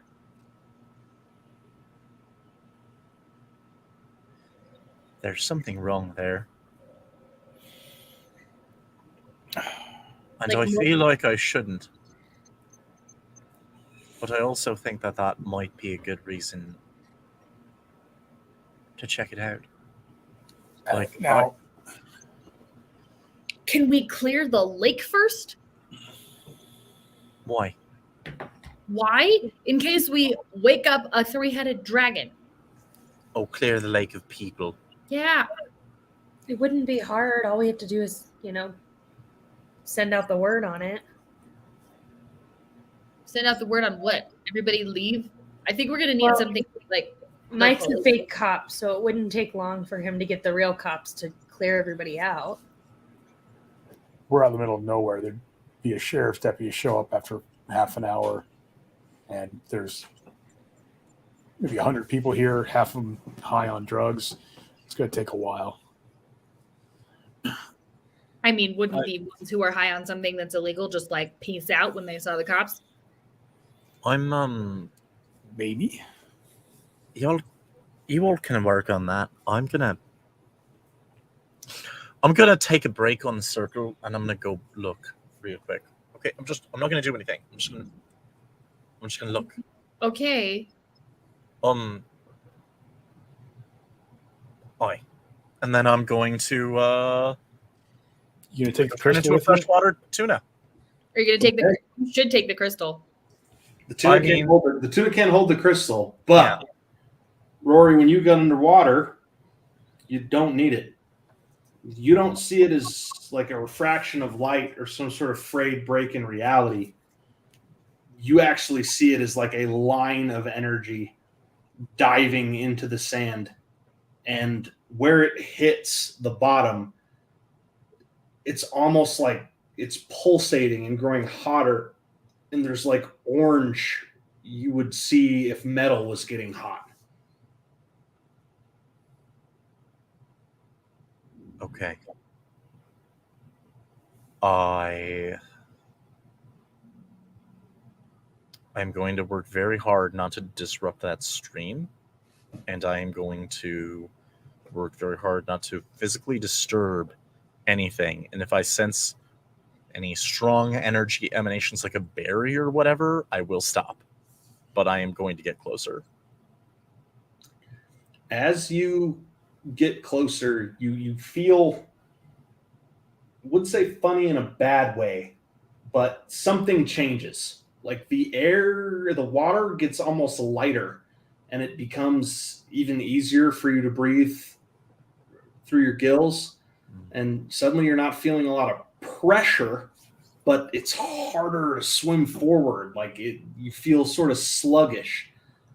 And then you look around you and you notice that the bubbles from your breath are suspended, unmoving in midair. And some sand that recently got kicked up from the bottom through a flap of your tail is just hanging there as this thread of light terminates into now what you can see is something, a rod of some sort of metal sticking out of the ground. And that is where we'll take our break. Whew. Boo. Well, if you have been watching us for a while, you know that we take a break sort of halfway through. And we can tell you what we are working on. And I actually have a favor to ask. Elle, could you run the questions real quick? Well, go grab my water. Yeah, of course. I'm going to leave you and Dan up. Of course. Well, Dan, what do you do on the side of this wonderful stream? What would you do if I just started randomly saying something completely different than what I say to Chloe? I'd be really confused, but I just let you go for it. Like I just prepared a different thing in case Elle ever ran. No, It's fair. I'd be sitting here like, that sounds weird, but okay. Like, sure he does. I did start playing Pokemon Nuzlocke with Sam, aka Liz Puppet, on Twitch on her channel recently, and that's pretty cool. That's exciting. Fun times, but more often, I am out there on a podcast that you can listen to in places where podcasts go. It's called Ombligo del Diablo, aka the Devil's Belly Button, which I'd learned from the person who ran that game. Maybe he told me before, what is because there's a giant mine outside of the town. I knew about the mine, but like it looks like a big belly button going into the earth. How exciting. And it's this was relevant detail that I'm sure everybody needed to know to check it out. Everybody had to know it. I think it Yes, was and important. it is a Mage the Ascension World of Darkness game. I tell everybody all the time here when I'm doing my spot for it that if I say it's a Mage the Ascension 5th edition game, that's designed to make you go, whoa, damn, that doesn't exist. And that's because our storyteller, Elf, had crafted his own system using similar rules to Vampire 5th edition, Werewolf 5th edition, and stuff like that, and applied it to old concepts from the Mage game. But he is actually finally ready to release those rules. They got a document put together. And if anybody out there does or did listen to Ombligo del Diablo, you could run stuff similarly now. If you hop on our Discord, we've got that put out, new selling points. But otherwise, if you dig stuff that happens here in Wealdport with our characters, and you just would enjoy some more spooky fantasy nonsense in your life, this time with a bit of a horror western flair, check it out. Mind the content warnings. Some of them get pretty intense. And we are getting closer and closer to the end of our recorded material for that game. And a hell of a finale it is, I promise you. So yeah, check it out. Ombligo del Diablo. It's a game. That's so exciting, though. Getting close to the end. Yeah. Well, that is super fun. Anything else you're working on? I don't know. How much more time do we have to get this Chloe back? I don't know, because I can't change I know. I don't. You don't see her. But Maybe she's done with her water. I'm not sure. no problem. Do you want to talk about your things? Yeah, no, I got you covered. So we have a super cool shop. If you go to uncannycreations.art, you can find hoodies, t-shirts, stickers, all sorts of crazy cool stuff. And we've got lots of cool things on the way. Right now, I think we have like Felton University stuff and some more like general things. So go check it out. And then we have an amazing giveaway sponsor for this season called Escape Velocity Comics. So if you live in Colorado or hang out in Colorado often, you should swing on down to Colorado Springs in the downtown district. They have a really exciting little shop. It's super clean, family friendly, and they do tons of events. Like I think this week they're doing like 2-for-1 on like old back issues, so that's super fun. But they're super exciting. You should check them out. And then I don't live in Colorado anymore, but it was a real cool spot. I used to go there all the time. They're so fun. I worked there for a little while, and they were just like really chill. It was very nice. That's awesome. And then last up, I have a little thing called Fateful Designs. So if you're ever in need of like design work or stickers or art or anything like that, feel free to check us out. You can find all of those links by going to our About Us section and clicking on the shop or me or Escape Velocity or Dan. That will take you all the way over to the cool stuff. And unfortunately, that's like all my crazy fun new things. Would you say that it is the audience's fate to check out your designs? I would say that I'd say that too. It's crucial to your fate to come find me. Chloe, get rid of me so I can go to the bathroom. Oh man. Yes. Anyway, next up we have Bill. Thank you, Alan and Dan. And here comes Mr. Bill. So I'm working on my little business where I sell supplements for 5th edition Dungeons and Dragons. This is our first book we're putting out. If you follow my link, it takes you to the Drive-Thru RPG website where you can purchase our stuff. And there's also something I worked on with Elle. If you're familiar with D&D at all, you've seen the deck of many things. So you know things like the Visor and the Throne. But you don't know things like, where is it? The Broken Mirror. You can see that. Yeah. There's a bunch of new cards in this that you can download the PDF. It has the details. It has the description of them. You can also get the deck, which has cool cards you can use with the deck of many things and some extra ones. So check it out. Some great artwork by Elle.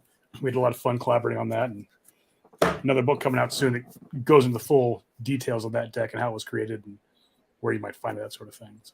That's awesome. Cool. I think, let's see here. We have a couple people gone because I was not here to do my regular thing. But hey, DM and Bill, have you seen the new D&D movie yet? Did we talk about this last week? Yeah, it was fun. I loved it. Yeah, I really enjoyed the new D&D movie a lot. Are you going to cover that and watch Vent? Because that's... I mean... That'd be cool. We might do a special episode about it. I didn't think about that because, like, I haven't read any of the playbooks. When they busted out that, reference to you know who, I was like, oh damn, all right, going Did real. You catch the cameo of the cartoon characters? Yes, sure did. It was great. I don't know who you're talking about. I thought it was fun. I recognized that I was missing a lot of references. I did recognize that. But it didn't ruin the movie if you didn't get them, which is when you know that they're good references. They're there for the people who understand to enjoy. And otherwise, I thought it was just a nice little story. And I liked that the hero wasn't traditionally heroic. I liked that, everybody else had kind of their own unique thing. It was fun. Tons of fun. Nat 1s and Nat 20s, you could tell. Oh, yeah, and like an actual legit amusing portrayal of like a true lawful good as hell paladin.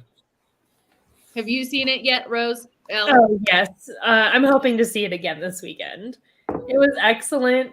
And I think I said this last week, but I will say it again. I don't really care for the paladin class. I've never enjoyed playing one, but I will say my favorite character of that film was the paladin. He was wonderful. I do not waste time with colloquial idioms. Look, I'm a fan of Bridgerton, and so getting to see him with a sword was very exciting. He's an excellent fun time. Oh, yeah. True. He was fabulous. So much fun. Really, the whole cast. I was surprised by how much, even characters that I was like, I probably won't care that much about them.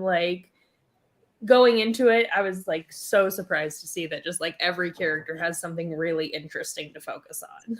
You've also got just so much. You've got Hugh Grant just Hugh Granting it up. Yeah. It's the best way I can describe it. They described it as the most Chris Pine movie in a long time. And I was like, I hate so much that I agree with that statement. It is very much just him being him. Did you know that he's starting a whole school program around D&D? I know that he so they did a one shot to meet the characters and get to know them.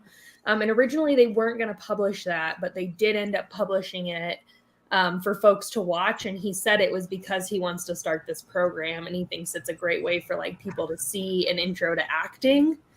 Because D&D is all just yes and. It's so cool because that's so much of what we're doing here. So much. Unless you're the GM, sometimes it's a no. Yeah. Right. Absolutely not. There's just so much, one of the things that we're doing here is experimenting with that sort of long form storytelling. So when you hear other people in the mainstream talking about it as a vehicle for that, I feel both very excited and validated. Yeah, it's a very exciting thing. I hope they get a sequel real bad. I would watch the heck out of it. Me too. I'm looking forward to their television show. What show? Sure.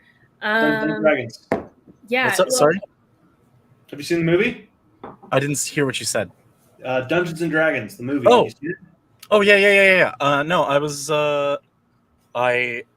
yeah. My opinion is that it's basically just it communicates what a lot of people feel when they play D&D very well. There's also a lot of stuff about Forgotten Realms that is dived into that I really appreciate, and I hope my hope is that it doesn't just Marvel formularize a whole series going forward. I hope that the success of it means that it can be more similar to how like the expanded stuff on Star Wars and things like that went, where there can also be more niche things that target more like difficult or like more adult story elements, like harsher stuff from across it.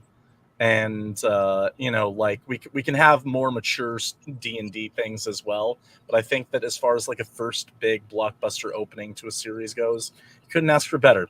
I think they made the right decisions across the board. Very entertaining, well told story, good characters. It was neat. It was really, really good. Oh yeah. In the immortal words of the long gone but much missed Randy Savage. Oh yeah. Yeah. And on that note, we are underwater. Well, I am. Yeah, suspended in a time bubble. Yeah. Wait, yes. Rory's a fish. Doesn't know how he feels about it. Yeah. Uh-huh. I mean, I'm okay with the fish thing. It's everything else that I don't know how to feel about. I've been a fish before.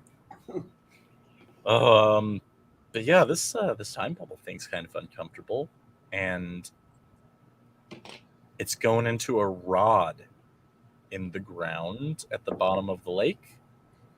Mm-hmm. Roll weird. All right. That one's an 8. You don't feel it before it happens. You're Rory again. Like just very suddenly, the fish form just melts away, and you're Rory again. It's like the magic of your transformation just slid through your fingers like water. Am I suddenly drowning? No, just Rory. All right. Am I still in the water? Like, has anything else changed about the experience? Yeah, I mean it's a little bit harder to move. Feels like you're kind of moving through jello that instantly repairs itself when you move through it. But you're Okay. fine. You can But it's breathe. not. But it's not like breathing water. Nope. You're fine. You're good to go. All right. Well, deeply confused, I'll keep going forward. Okay. Am I still feeling that sense of like deep unease? Like, don't mess with this. Don't mess with this. In fact, it's coming from where the point of light hits the ground. That, like, I know that I'm probably making the wrong call here, but like, if there's one thing that Rory's probably gonna do, it's the thing that all sense is telling him not to. Especially when he's been fairly obsessed with answers regarding his ancestry for a while, and is a bit at the end of his rope with all the worry over Tom and everything else going on. So yeah, he's gonna try and get down near it. The closer you get, the worse that feeling of oh shit, oh shit, oh shit, oh shit gets. Roll cool with your sharp modifier. Oh. 5. You want to run from this place, and you haven't felt that feeling really in a long time, maybe even since the island. Just like this is bad. I shouldn't be here. I don't want to be here. This is bad. Things that make me feel small are very rare. You are suddenly aware that you are very small and very weak and very, very alone.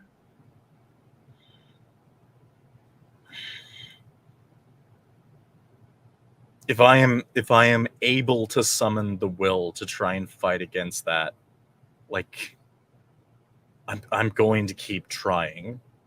If I'm able to do it, I'm gonna do my best to push forward and just eat that fear and pain. What are you trying to do? I don't know.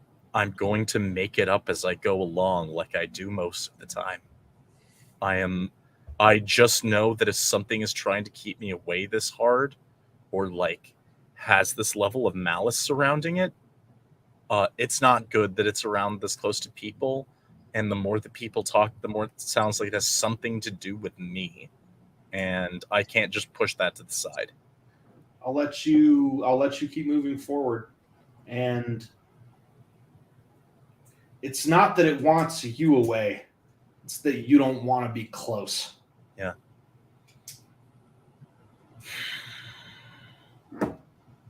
Yeah. Yeah. Press forward until I reach the spot. You arrive, and as you sort of stand before the beam of light, like it's right there, a lot of your apprehension sort of drifts away. You feel like you might be in the eye of some sort of storm. And something interesting that you would notice, because you're perceptive, is when you step on the sandy bottom, the sand kicks up and it freezes just in the middle of the water. Nothing falls to the ground. And you're having to like move and change positions because all of the suspended bubbles from your breathing are filling your field of view. They're not going anywhere.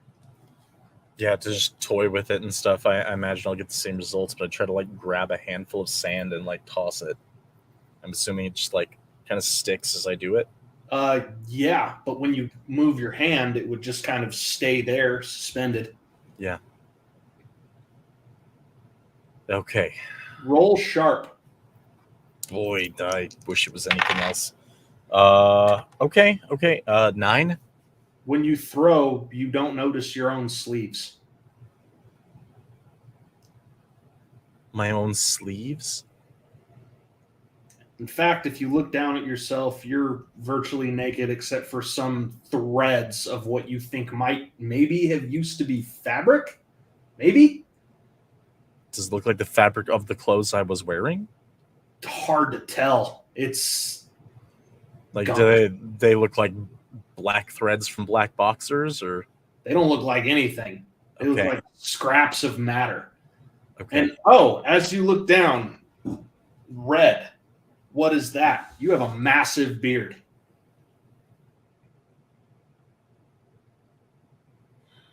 Your hair is down to your backside. Okay. It's good that I was the person who did this. Okay. It's affecting me. But I can be truly ancient. It's okay. What to do? We can't deal with things from one side of the bubble, but the bubble seems to lead to this. This is the other side, more or less, or like it's close to it anyway. It's filtering through this. I kind of want to. Can I try to scry, like reach out and scry to the bar itself, try and understand it better, try and grasp it? Yes, but you can't. Anytime you project your will, anytime you try to project magic out of you, it just goes so fast. It's gone. It literally feels like sand beneath your fingers. You've never felt anything like it. Screw it. I'm playing with fire here, and don't hold back on me if it's bad. But I would be getting frustrated, terrified, upset. This is all nightmarish, and there's so many things that have been holding back from me, like pushing forward on this stuff. My friend has been gone for a while. I'm going to grab that freaking rod. Suddenly, you find yourself in a crater.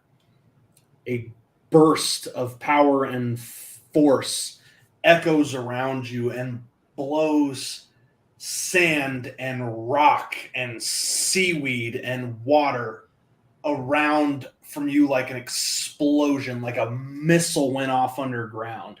In fact, you find yourself in a bubble of air, not water, as the water itself poof into a perfectly encapsulated bubble, as you see that the rod is not a rod at all. It is a hilt of a rusted, ancient, splotchy sword plunged into the chest of a statue, a immaculately carved, pristine, 8 feet tall, massive knight in armor.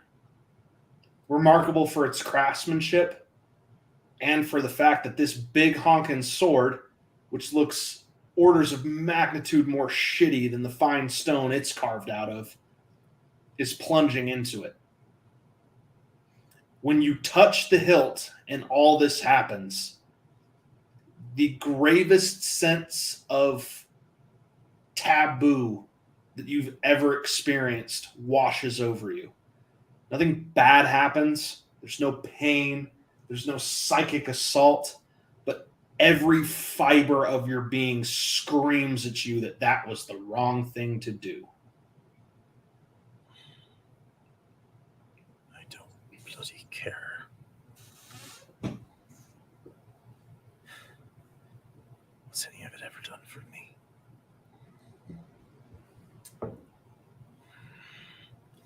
Okay. Okay, it is an 8-foot statue of a knight.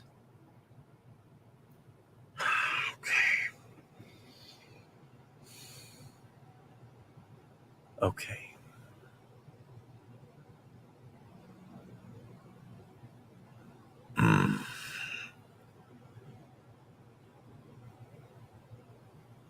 I don't think it's the right move to pull it out.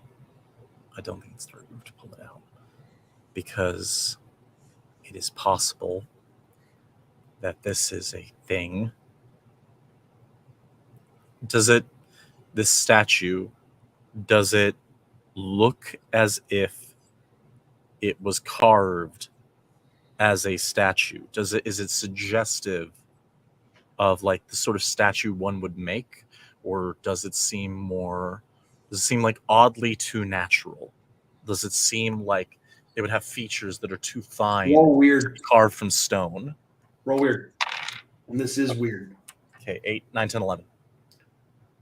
It is in a position that one would carve a statue in, like just a perfectly stock still pose, like a suit of armor in a castle hallway.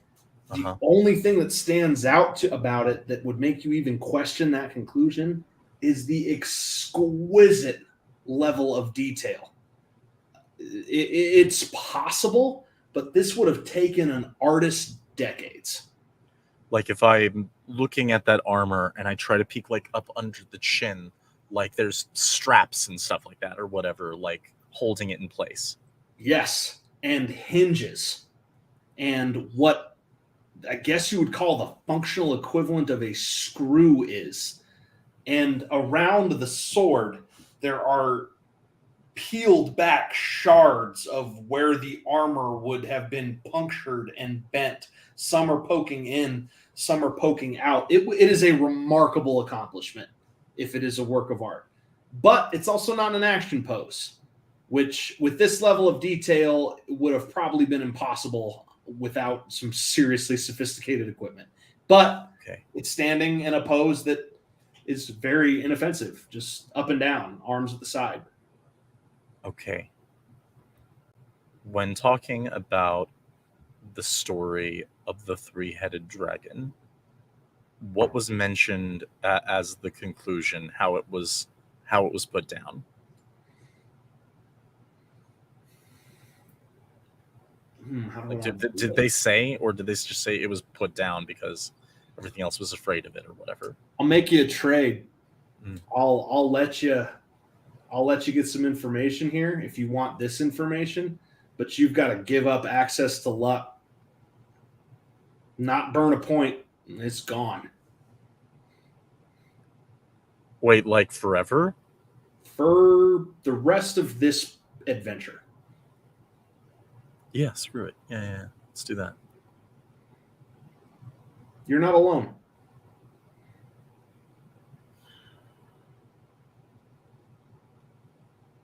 In fact, you hear a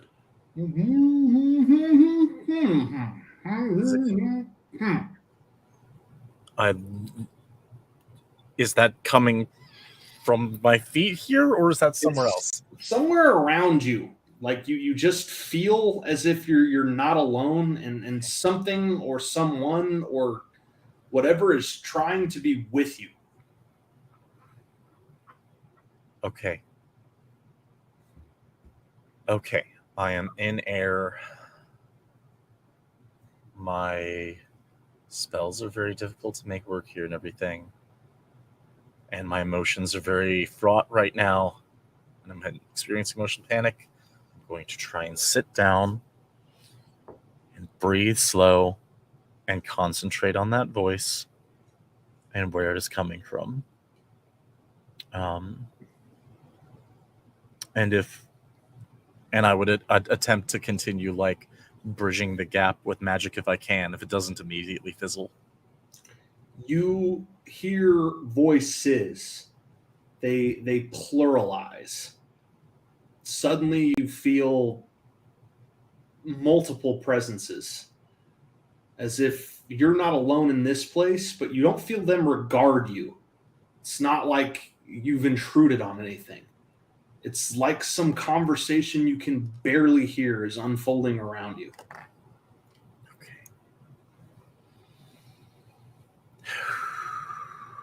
All right, the conversation. The conversation between the dragons, the peace summit, is it an echo? Is it someone trying to instruct me? Is it someone just... Oh, it's so hard to know what action to take. I don't even know if I have evidence that suggests one. And this is where I will offer your luck sacrificing hint if you want it. Okay. Because we've gone directions in this adventure that I'm not sure you stumbled upon the threads that would give you the answer, so I'm willing to give you the hint. Okay. You have been messing around with magical connections all day. But if you sit and you think and you take a deep breath at that lake bottom, you know that something very close to you isn't just a magical connection, but it's the deepest and most potent you know, and you've watched it develop over a year. I'd look for Tom. And suddenly you hear his voice. I don't understand. Why would I want to do that?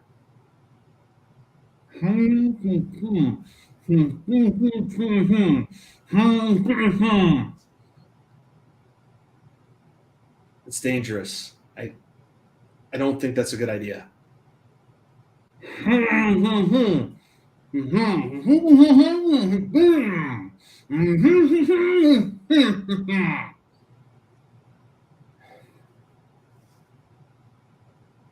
Yeah. Okay. Sure, I want to know too. I don't trust you.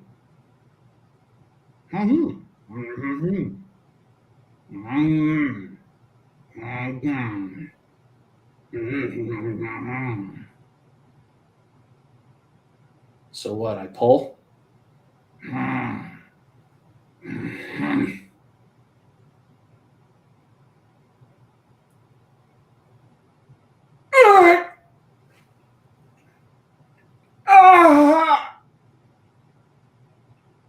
And and the voices fade.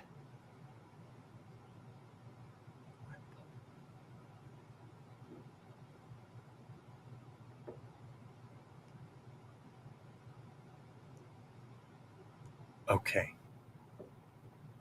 This suggests to me one of two things. Either this is Tom,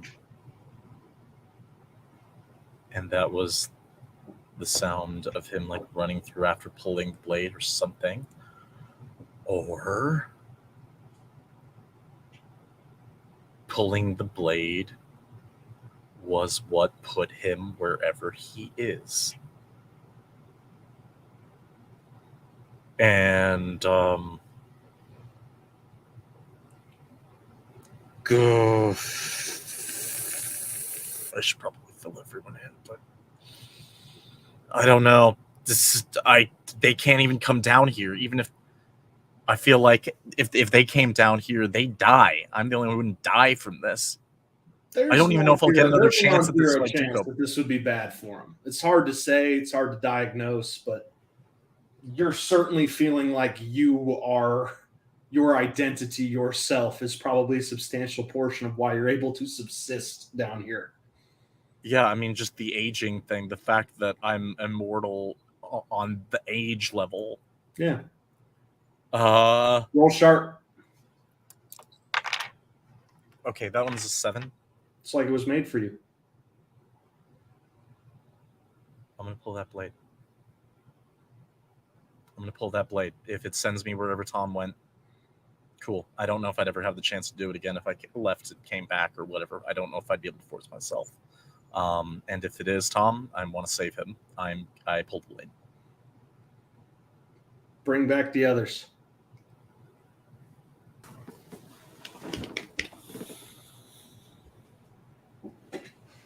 I'm sorry if I've made an absolutely catastrophic decision. Well, so you guys were kind of waiting lakefront, waiting for, he's only been gone for like 10 seconds. Like, Mike, to answer your question, you see him sort of fade into the darkness, his little fish form, and it's like, well, all right, guys, what are we going to do? We're going to just wait for him to come back. And then seconds later, he flies out of the water with an absolute burst of wetness and sand and gunk, and takes several tumbles on the beach before rolling to a painful thud of a stop. And it's jarring to see him. It's like the lake regurgitated him back out, like literally spat him back out. B, he's holding a sword. C, he's naked and absolutely covered with hair. The biggest beard you've ever seen, the longest hair you've ever seen. If he were to walk, it would drag behind him like a cape.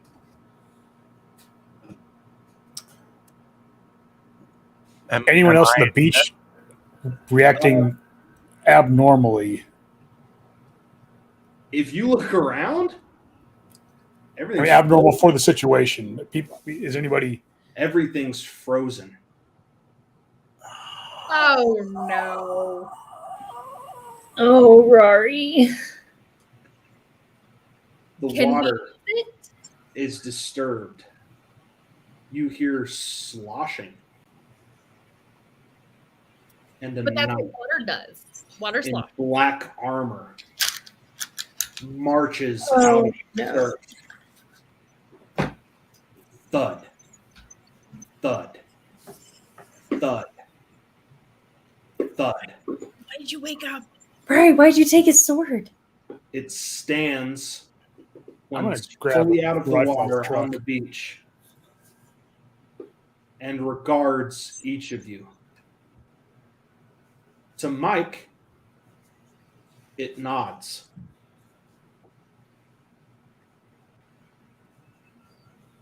To Edith, it bows. Okay. To Rose, it suddenly, heavily falls to its knees, looks up at the sky, and then stands back up.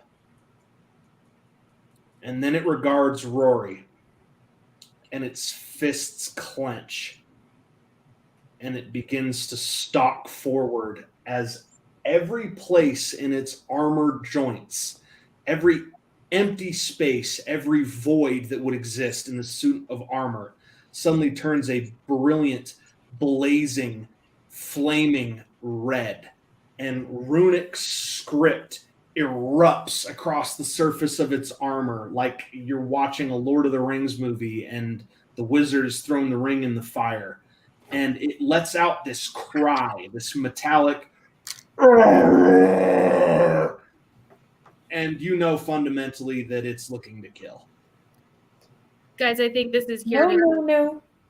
beat the dragon. Sir, who bowed to me? I command you to stop. Please? I'm going to try to get down closer to where Rory is, between the knight and Rory. It's about 20 feet away, and it's walking slowly, but it's coming. Rory, you awake. Spit out a whole bunch of lake water. In regards to your new prize, congrats to the new owner of a really rusty-ass sword with a lot of weird writing on it. And looking around, do I witness this person coming at me?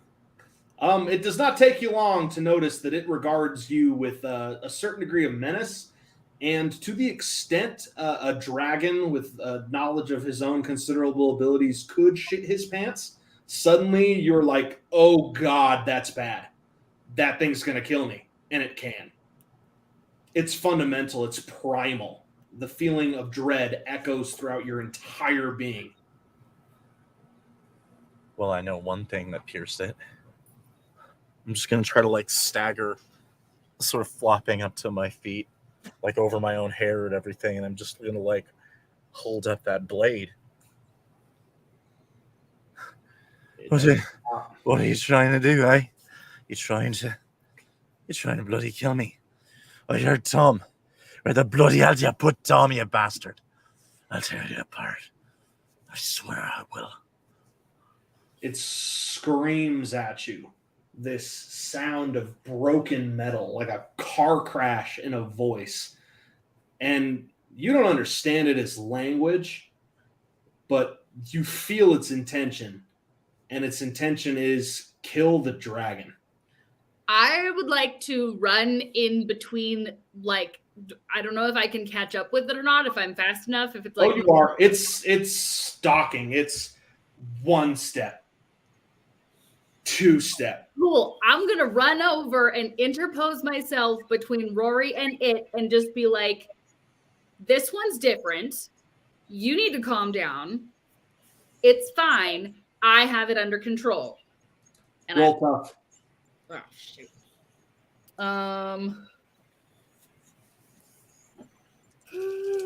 Rose wants to look at it through the crystal while we're yelling at it. It will be your turn in a moment, and you can do so. I roll weird instead.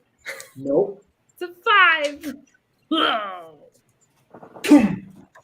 Its massive armored gauntlet seize you by each shoulder, inescapably powerful.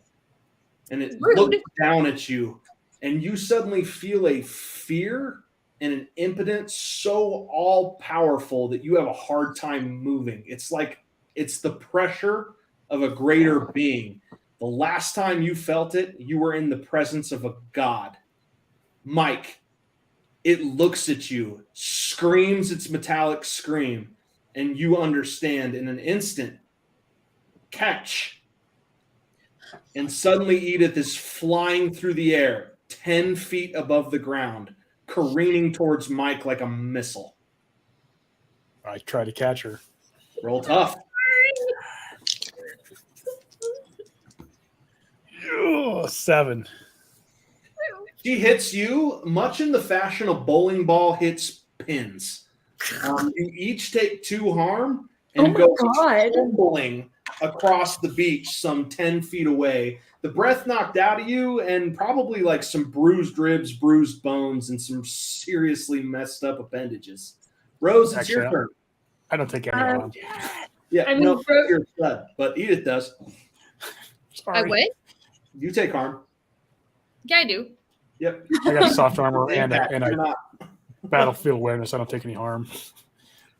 I mean, Rose is going to look at it through the crystal to see if we can have any idea of what this thing is. It's matter animated by something. That's really all it is. There's some kind of burning internal flame. If you had to guess, that's whatever this thing is. Rory, get airborne.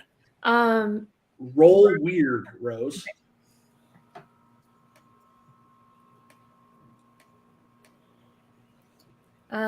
Okay. That would be a 10.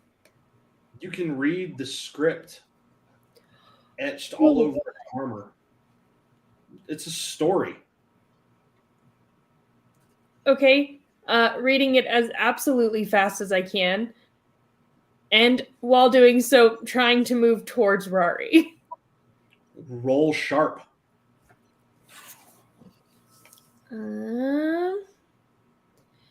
Okay, that one's a 10 again. So we're doing okay. 10. 1 second, I made a table. It will take you 2 rounds to read the story. And we move back to Rory. Okay. This thing is maybe 10 feet away from you. It is stalking forward like inevitability itself. Rose, I wouldn't get too close to me right now. I don't think it wants to play nice. Huff, you're not doing this by yourself. Edith, are you all right? I'll be fine. I'm fine. It's fine. My Get airborne, Rory. It wants... He's right. It I goes heard down Tom down there. It's something to... There's something Buy us some around you. time. Ugh. It doesn't want us, Rory. You could go. Then I You don't need have to to be leave. big enough Just to get- carry this with me. Edith, Just fly around a little bit. Get us some time to figure something out. Yes, I am taking this sword with me. that's Edith? fine. Be your full self. I believe in you. You're like I'm going to give this thing the dragon it wants. Okay. do your thing You transform. on the beach with all the view. Oh, I guess the time They're is all frozen. With every shift and every crack of bone, every expansion of muscle, every shift in form, the thing mirrors you. First, it gets bigger.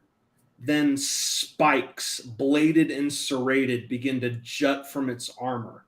And then wings, like some fallen angels, unfurl from its back.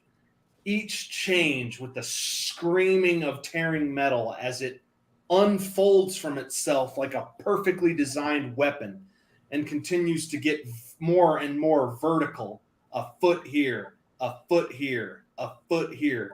Before Rory, you're in full draconic form, staring at a 20-foot colossus that looks like it was designed in some fantasy writer's worst nightmare or most elaborate fantasy. And you understand, looking into this thing and feeling its power coming off of it, that you are in danger. It is here for you. I don't think that one's going to be an option, Mike. And then take that blade in my teeth. But I do not want whatever this fight is going to be to catch everyone in the crosshairs. So I am going to go up. Okay. You fly up? Yeah, I'm As going to fly fast up. as you can. Vertically, or you're trying to get away, or... Vertically, and I'll say like out over the water. All right. It's its turn. Roll weird, Rory. An opposed weird. Okay, 9, 10, 11, 12. You do not win. The thing extends its hand, and all of a sudden, instead of fingers, it has golden threads, golden ropes that lash out towards you as you try to fly away. One curls around your neck, another 2 around your arms, another 2 around your wings, 1 around your tail, another 2 around your legs, and it starts pulling you in, and you can't resist. The second these golden threads touch you, it's like your magic short circuits. You're able to stay transformed, but you feel weak and caught and immobilized. And the rest of you, you watch this thing begin to reel this massive dragon in as the spikes and serrations on its armor grow more and more prominent and more pointed.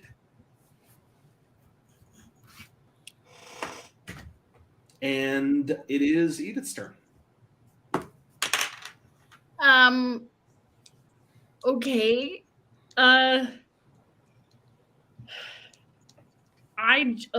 Shit.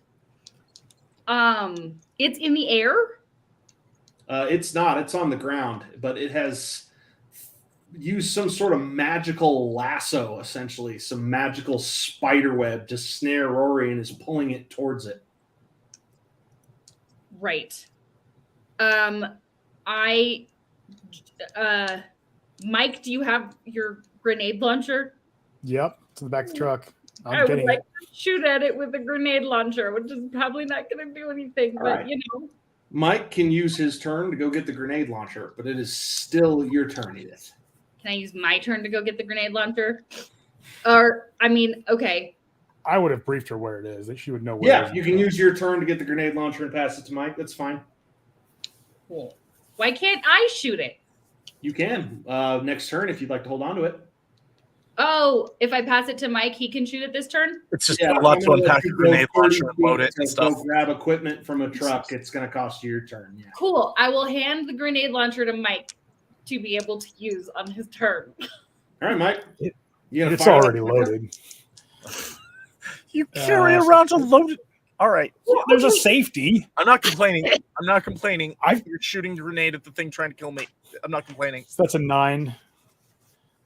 You don't hit it, but the grenade kind of lands close to it. The explosion is deafening, and the thing is awash in fire. And then it arches its back, and that metallic cry rings out again, and the fire is absorbed into its armor like a vacuum is sucking up refuse, and the armor begins to glow an unnatural orange, and the thick threads that bind Rory suddenly explode almost with like a halogen vibrance, and he is being dragged to earth faster. Okay. This thing likes fire. I think it Rose- likes energy. It eats energy. Rose, I'm reading as fast as I no. can. and so did the children of man offer up the best of them, the finest and the strongest, whose homes had been lost, whose families have been burnt. And they did kneel in supplication and join their minds and join their souls and join their spirits. Create did they a jail. And it's Rory's turn. I am going to take that blade in my teeth, and I am going to try to use this thing that I know has pierced it to lash at those threads entangling me. And let you roll tough with your weird modifier. All right. Okay. That's really, really good. That is a 14. You lash out with the sword and cut the threads. But when you do so, the sword clangs and begins to vibrate. And in a flash of radiance, it is suddenly not so rusty. It explodes forth into a shining, blazing glory of steel and gold and pulls from your mouth with some inexorable force and flies to the hand of this knight, who is suddenly complete. But you're free. It is the knight's turn.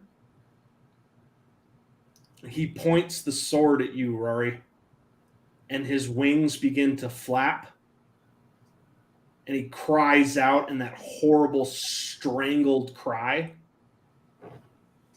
and you suddenly feel a sense of dread, and you're just awash in the inevitability that there's nowhere to run. and it streaks at you like a missile.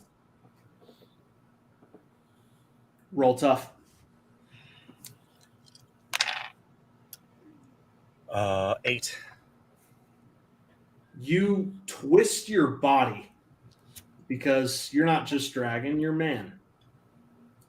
In a last gasp, a pitch of defiance. And it saves your life. The sword doesn't pierce your heart, streaking as it is through the sky. But it does cleave from you one of your wings, and you absorb 4 harm and plummet bleeding and screaming into the lake below. It is Edith's turn. Okay, I'm gonna try to use my tune-in power. And okay, I roll weird. And if I get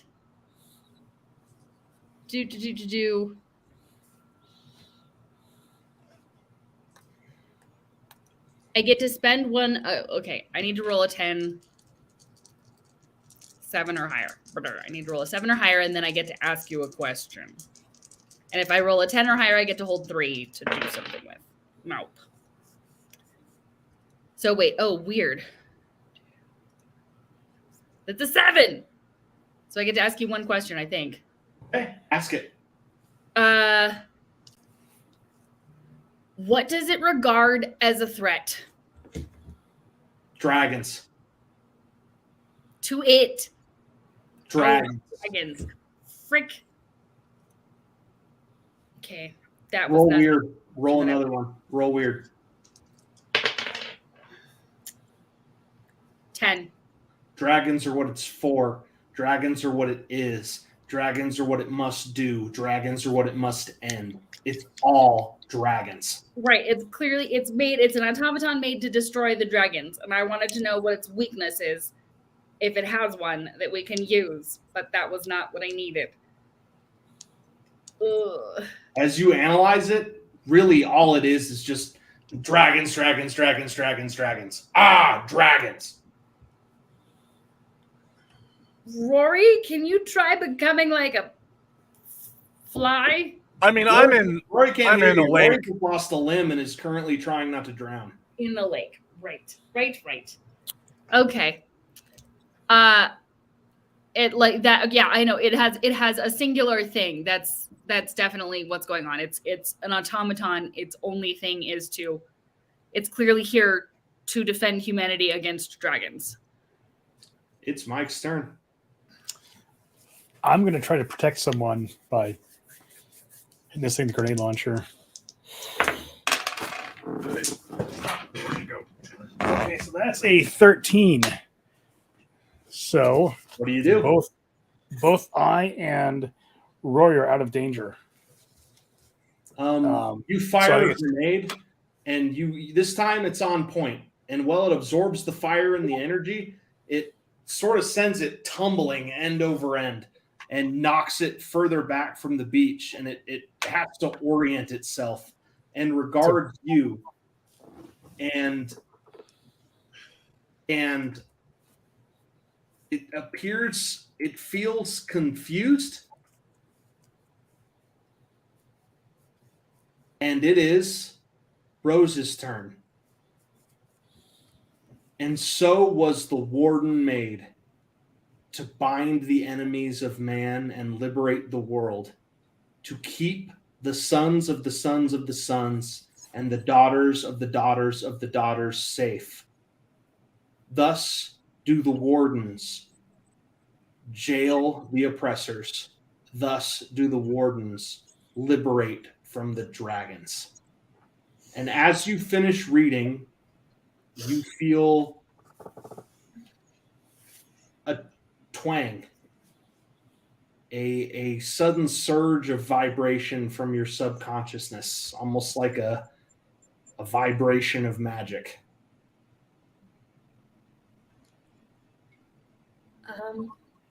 Okay. Is this something she recognizes? Like, is this the familiar ping? Roll weird. Okay.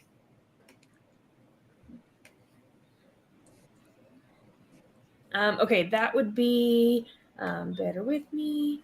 That's going to be a 10. You feel Thomas, and he's Okay. scared, and Oh, he's me too. worried, and he's tired. You can almost feel his chest rise and fall with heavy breath.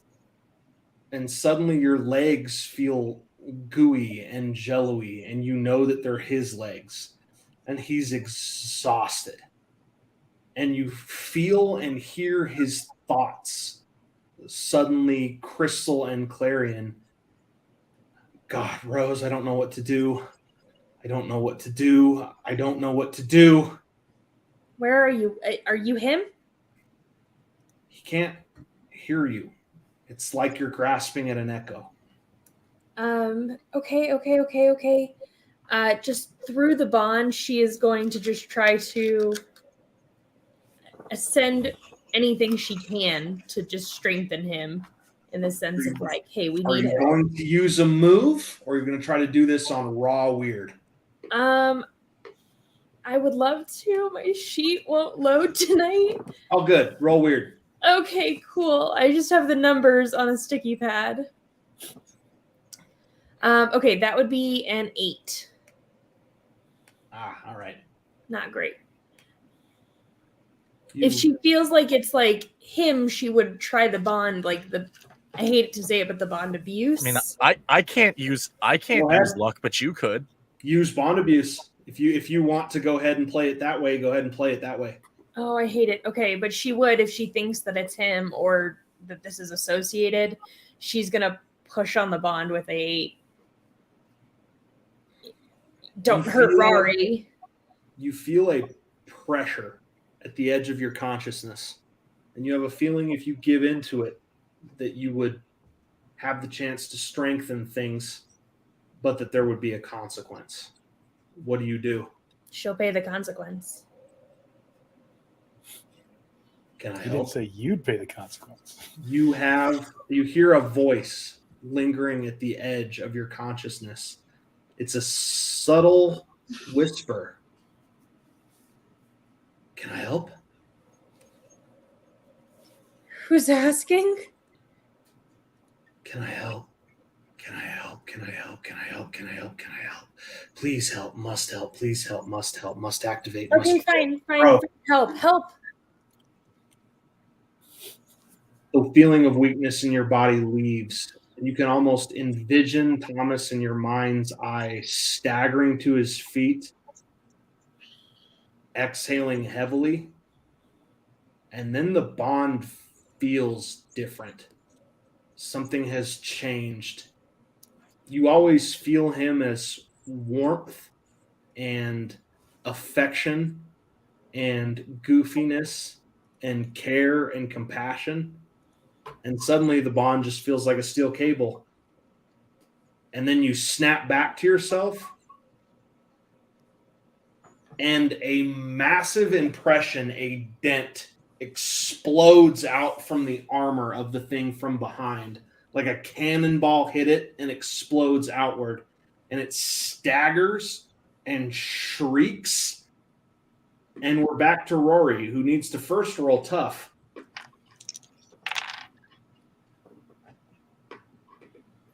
Snake eyes. 3. Take another 2 harm as you cry in pain and ingest a whole freaking truckload of lake water. Okay, that's Take 6. drowning damage. That's Is he- 6. He's still dragon form, right? It's 6 out of how many, Rory? I'm sorry. How 8 or 10. Have you upgraded your harm track? I'm not. So we're gonna go 10 because you probably have. Yeah. I get to impose a consequence. You change back. You Okay. suffer no more harm, but you change back, and suddenly you are flailing about at the surface of the lake as your magic and your transformation has slipped for you, but you Am I still still do have bad? your form. Am I still badly wounded in this form? Like, Oh yeah. is there an obvious like You're still missing a wing. Yeah, your left arm What? is gone. my left arm is gone? Okay, It's gone. I thought it was going to be something like that. Okay. Okay. Okay. And it is blasted over there. But it is not going to stop. I can't fly away from it. If you're Yeah. looking at it, you notice it in distress. It has suffered sudden, obvious damage, and it is writhing and screaming.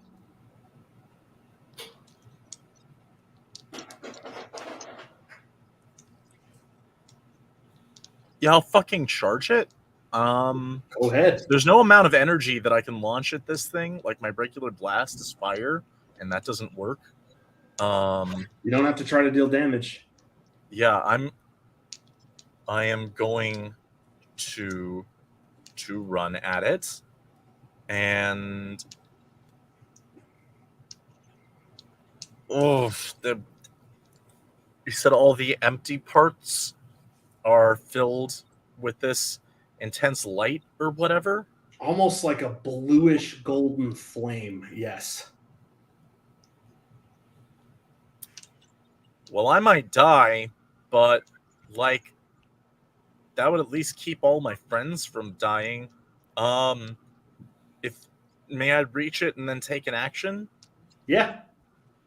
I will say that's cool because it is in currently a ton of distress.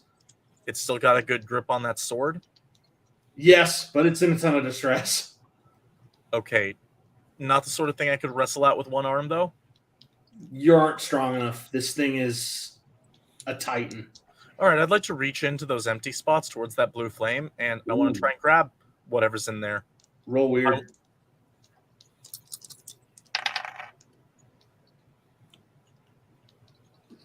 Literally the opposite.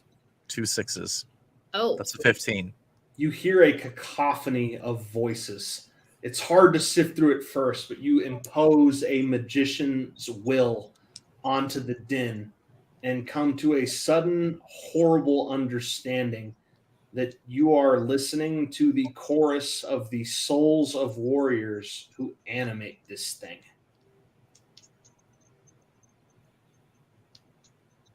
And they hate you.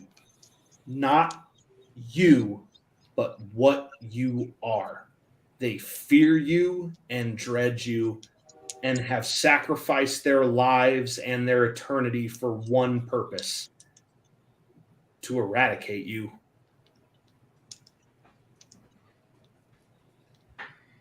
I The think power of he just racism. has the one thought of like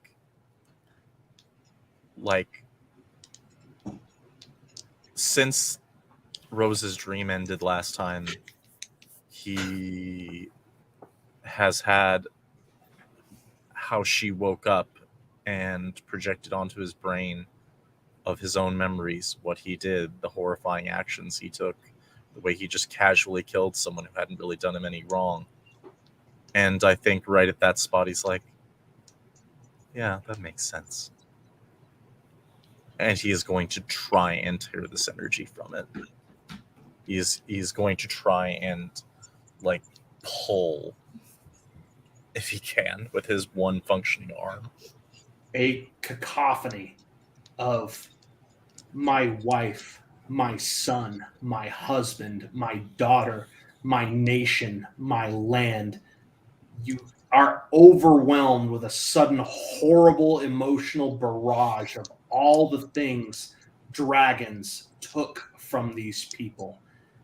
And they rage against you, and the hatred is white hot. I know.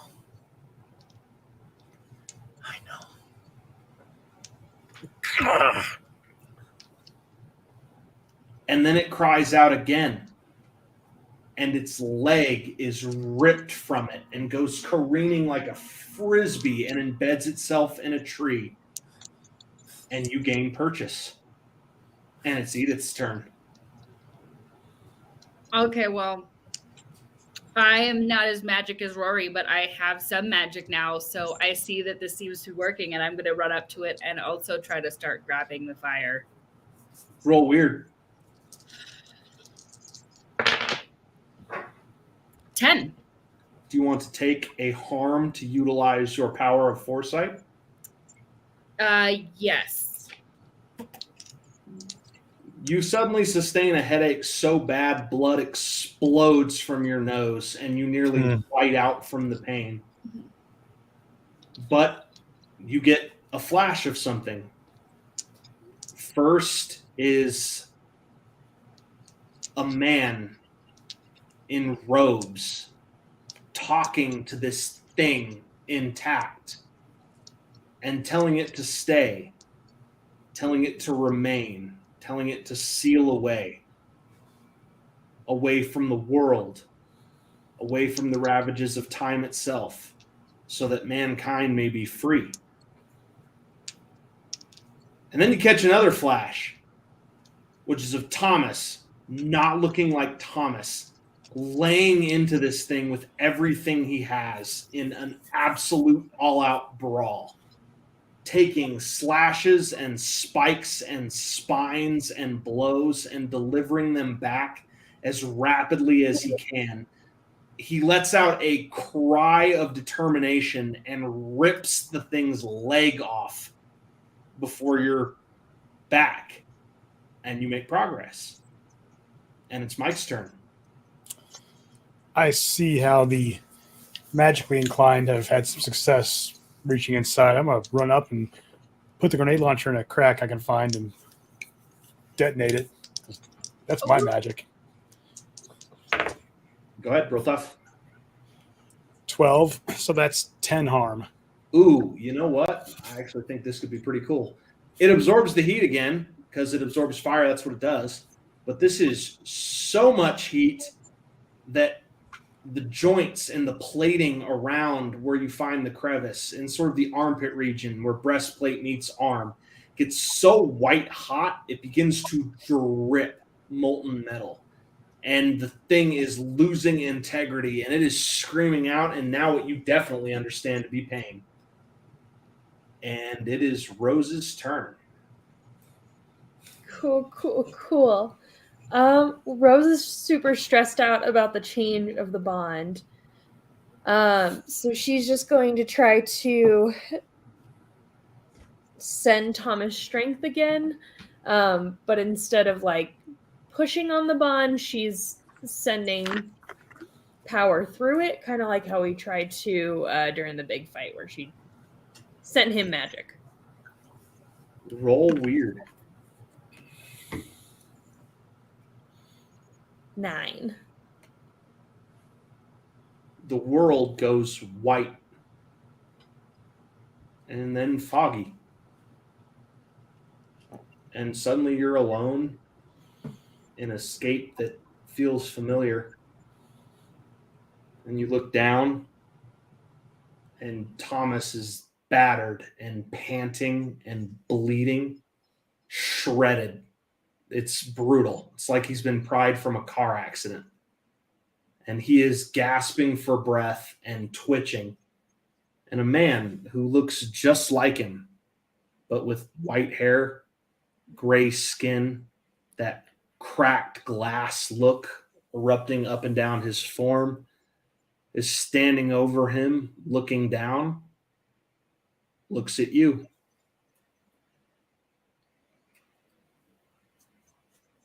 She's going to kind of quietly move towards Tom. It just watches you. This other watches you move close, makes no overt move. She's like, hey, I'm Rose. It just looks at you.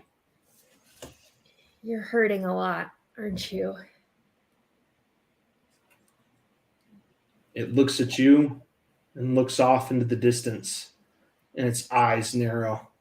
And Thomas's broken, feeble form clutches his ribs and just. No, okay, don't do that. Don't do that. And she'll rush to Tom and kind of pull him into her arms. You feel fear and distress and exhaustion and just this fundamental feeling of, I don't know what I'm going to do. I'm out of gas. I don't have anything left. It's so strong. She's just kind of kisses his head, and she's like, "You're gonna be totally fine. You need to take whatever you can. If you can hear me, you take it, okay?" The other Thomas kneels over you both and points off into the distance at nothing, makes a fist, looks at you intensely, and points at your heart. But you want it? It nods. What does that mean? You need magic, or It points out in the void, and it points at Thomas, who is just a mangled wreck and is whimpering in pain, and then points at you and makes a fist. I just want to help him, okay? And I'll do what I have to. So if you need magic and you're gonna help him, then I'll help, okay? But It you gotta nods. swear he's gonna be okay. It looks you in the eyes, and it nods. And you know it's telling the truth, but you can feel this feeling of it won't be the same after this, but we can win. Okay, then take care of him. Closes its eyes and disappears. And the shattered figure of Thomas gasps and stands and screams and suddenly looks a lot like the other Tom that you've seen a million times before. And you're back in the real world. And the chest plate of this knight in armor peels outward, revealing the heart of the flame, a different color, brilliant gold in a nest of blue. For the knight's turn, it grabs Rory by the face on either side of the head and starts trying to drag your head to the flames. Roll tough contested. This is not my best roll. 7 plus 1, 8. It drags your face so close you feel white hot heat from your head to your toes. And you sustain 3 harm, but it affects a place of you that you can't quite put to words. Something feels wrong. Something deep inside feels damaged. But it's your turn. And by my calculations, by 1 harm, you're still standing. I do not change my tactic. I'm in horrifying, agonizing pain. I'm as close to death as this person can be.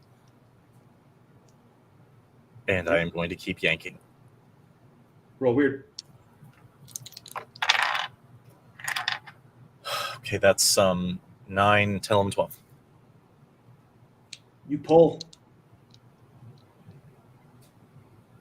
There's fog.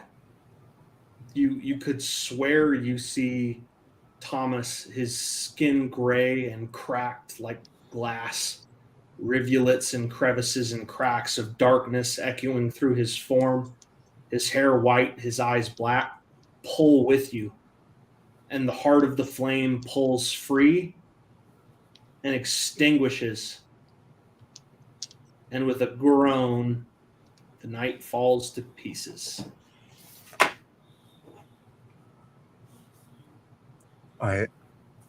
Rory is going to collapse. I'm assuming still bleeding and burned pretty heavily. He's just going to be like, was there a physical object, or it was the flame just evaporated? In your right hand is a carved wooden doll. A child's plaything, burned and scorched, radiating grief. He's just going to like curl up into a fetal position, like pull that tight to his chest, and just start weeping.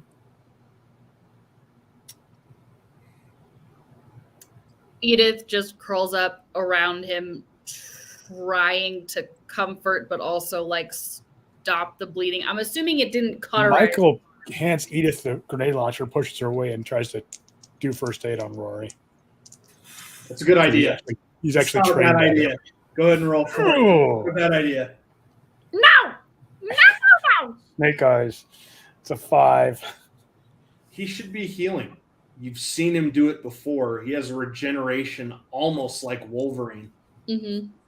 That arm is dripping blood and viscera, and it is not stopping. It is not healing. None of the cuts and burns and singes all over his face are healing. Can you put him back in your coin? I don't know. Will it And I- stabilize him? Hold it out to try. Rory, roll weird. 6, 7, 8, 9. You have enough wherewithal to retreat into the coin if you wish.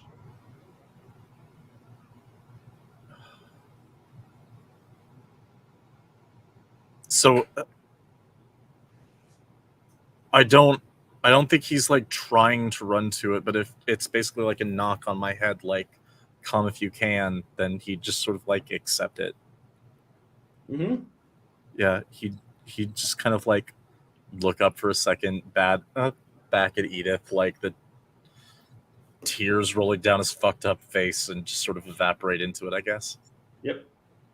And he's gone. And the rest of you are just sitting in like a pile of broken and shattered armor. And Rose, you hear this echoing sort of thought at the edge of your subconscious, this determination, this power. And you know who it is. And the intent is, I'm coming, Rose. I'm coming. Is the little wooden doll still there? Yep. In the sand. I'm going to grab that, some of the scraps of armor, get in the truck, let's get out of here. I'm assuming people are starting to unfreeze now. Oh, yeah. They're unfrozen and like, what the heck is happening there? And that's a lot of blood. You guys okay? Yeah, we're good. Shoot, you gotta be careful with the rope swing, man. There's some rocks and stuff. It gets treacherous.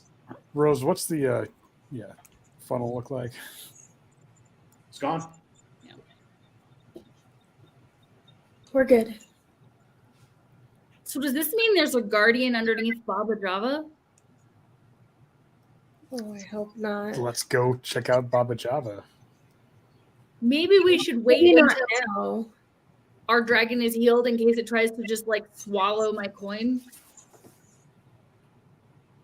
We go now to Rory alone in a void as he comes to himself. Still in the state I was in. You wake up. You're like, oh, ow. Arm is still gone, but you're no longer delirious with pain. And you're not alone. Look over. There's a figure in a cloak just sitting with you in the darkness. The only thing illuminating you seems to be like a weird lamppost just jutting out of the void. You're resting in its radiance with this individual in a trench coat, hood over its head. Hello. You okay?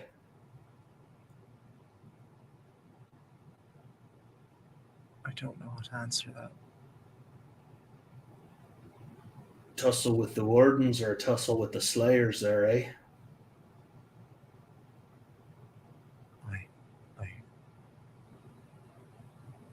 I don't know exactly what it was, but there is something that aided me, and I could feel why. Yeah, Feel that That'd be the Wardens then. Mortal rebellion made steel. You'll heal. You'll take a spell, but you'll heal.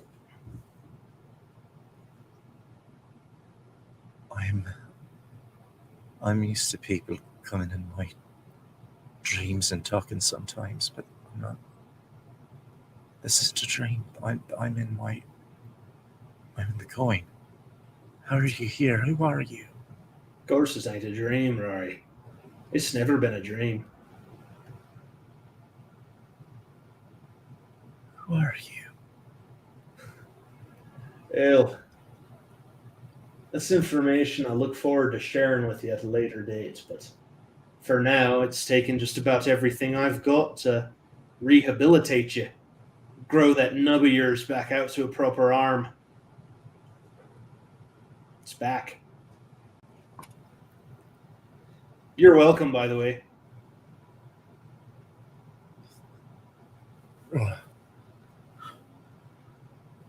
Thank you. Of course. You're an interesting one, aren't you, wee lad?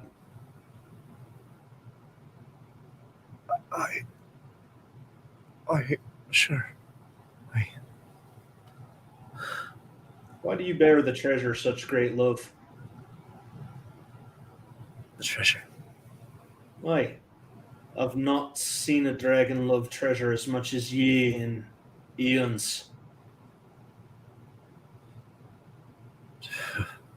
Depends on what treasure you mean. The worms, boyo. Need not play the games of semantics with me. I understand it all. But you're just a wee thing then, aren't you? You just collect friends, collect power, collect magic. Your instincts, they're young. You ain't had a proper teacher, have you now? No. Yeah. Oi. My mother, she ran when I disobeyed. When I did too much, when I brought them down on us. Aye, they were coming down on us. Anyway, such man. Do not worry too terribly much. I'd release your guilt. Every 1,000 years or so, the treasure decides it don't want to be treasure no more. And they lash out, and they rebel, and they make wardens. They cast spells, they sharpen their knives, and they smith their swords. But we play the long game, and we outlast them. And they forget, we lad, and we return. And our hordes, they grow once again.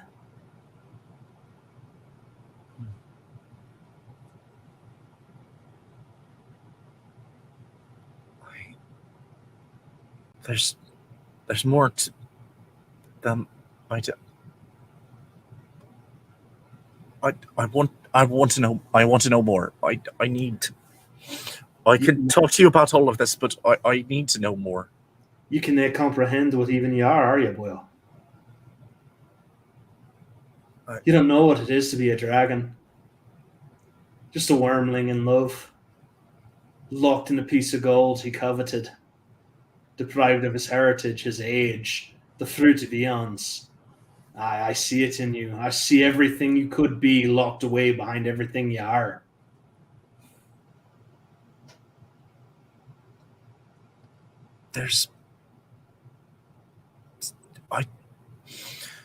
I need to bloody know, but there's work I'm doing here, important work. Like, I know you're gonna laugh. You're gonna say it's just a silly human thing, but you don't understand that the world, it nearly broke. Oh, it ain't silly. It ain't silly at all. Your work, it is important. Some trick of fate made you the first one of us to wake up. So I'm going to do you a favor, Harry. One worm to the other. I'm going to give you a mystery. And if you can solve that mystery, I dare wager you might get a few answers to the questions that haunt your dreams. What is it? The little gold coin of yours, Rory. The gold coin from the avarice-gripped leprechaun who could fool a dragon, could take a wormling, compress him into a void, take all that he is and make him small. Where to get the coin, Rory? And are you so sure it was empty? We fade to black. It's night. The crew has long since left. There are campfires dotting the distance on the beach as various people get drunk, cook s'mores, enjoy their lives. But this placid lake, this one area of beach by this rope swing is alone, silent. And then the water breaks, and a man swims to the surface, gasping for breath. He fights to the shore, rolls over onto the sand on his back, and spits up a whole gout of lake water, gazing at the sky, coughing weakly. Thomas runs his hand through his hair, wipes some water out of his eyes, and whispers to himself, well, that was weird. Black. And we're finished for tonight. Come on back. Was Thomas the guy? You'll find out. What? If Thomas kills Rory, we're gonna have so many words. Obviously, we're gonna have a lot. We're not gonna let him kill Rory. We're gonna have a lot of words first. Okay, he's a godling. He's gonna do it. No, whatever. he's not he says. gonna do it. We might only have words. I think that might all be the It's thing. all that gonna matters. be fine. I mean, I don't think he'd want Rory, to I'm kill not me. gonna let him kill you. It'd be I don't sad. think I don't think he'd want to kill me. I don't think so. I'm not gonna lie. I love the swerves you guys threw. I got to play on my favorite characters. I missed a couple of clues that turned out to be pretty essential to the solution to the puzzles, but I got to play some cool stuff. So Well, that is us. We just immediately are like, cool, it's a lake. We're going to the lake. I Do mean, we need did- to research I this? also reminded you of the existence of Sir Billingsley, the world's foremost expert in draconic lore. So I mean, that's the kindest thing you could have ever done for me. I love that guy. Yep. Utilize him in the future. He is a resource, a opium-fueled resource. We just had other stuff going on. I haven't forgotten him. I literally generated him from a character sheet, and one of the from a series of tables, and one of them was what is his self-destructive quirk, and I kid you not, is absolutely addicted to cocaine.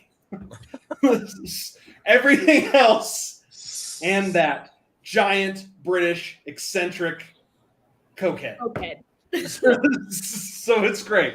My man has a snuff box. He just walks around going, "Oh yeah, this is quite exciting." Well, Tally-o, Toodle Pip, let's do the thing, gentlemen. Bless his terrible heart. Yes, dragons, quite, eh? What? Yes. I gotta know. Did you think I was gonna pull the sword? Did you imagine that would happen? Here's the thing, right? I knew you would, so Yeah. I didn't even really need to script an alternative. I knew you Fair would. enough. Fair enough. And I That's all right. loved that I could script it in a way where you knew something bad was going to happen and you pull it anyway. And I was do it great. anyway. Giant red button, do not push. Exactly. It was glorious. I've played cautious characters before, but none really with you guys. So that the note to take there, folks, is that's how you wake wardens up. You take their sword. Cool. We'll leave the Take their sword. weapon. Unless we need a dragon killed, that isn't me, I guess. Yep. If you want to know more about dragons in our world, if you would like to know if we are able to successfully put the bad guys back into the places where they belong, tune in. We are here most Tuesdays, work and health depending. And if we miss you 1 week, just catch up. There's like over 100 hours of our episodes on our YouTube channel. You can find us at Uncanny Pros. I believe on YouTube we might be listed in some places as the Society of Uncanny Pros. We are also here on Twitch, obviously, and you can catch our episodes here as well. Or on Facebook if you are still on the Facebooks, which, you know, people still live there. Anyway, thanks for joining us, and we will see you guys next week for an all-new adventure. Have a lovely night. Thank you for tuning in. Try not to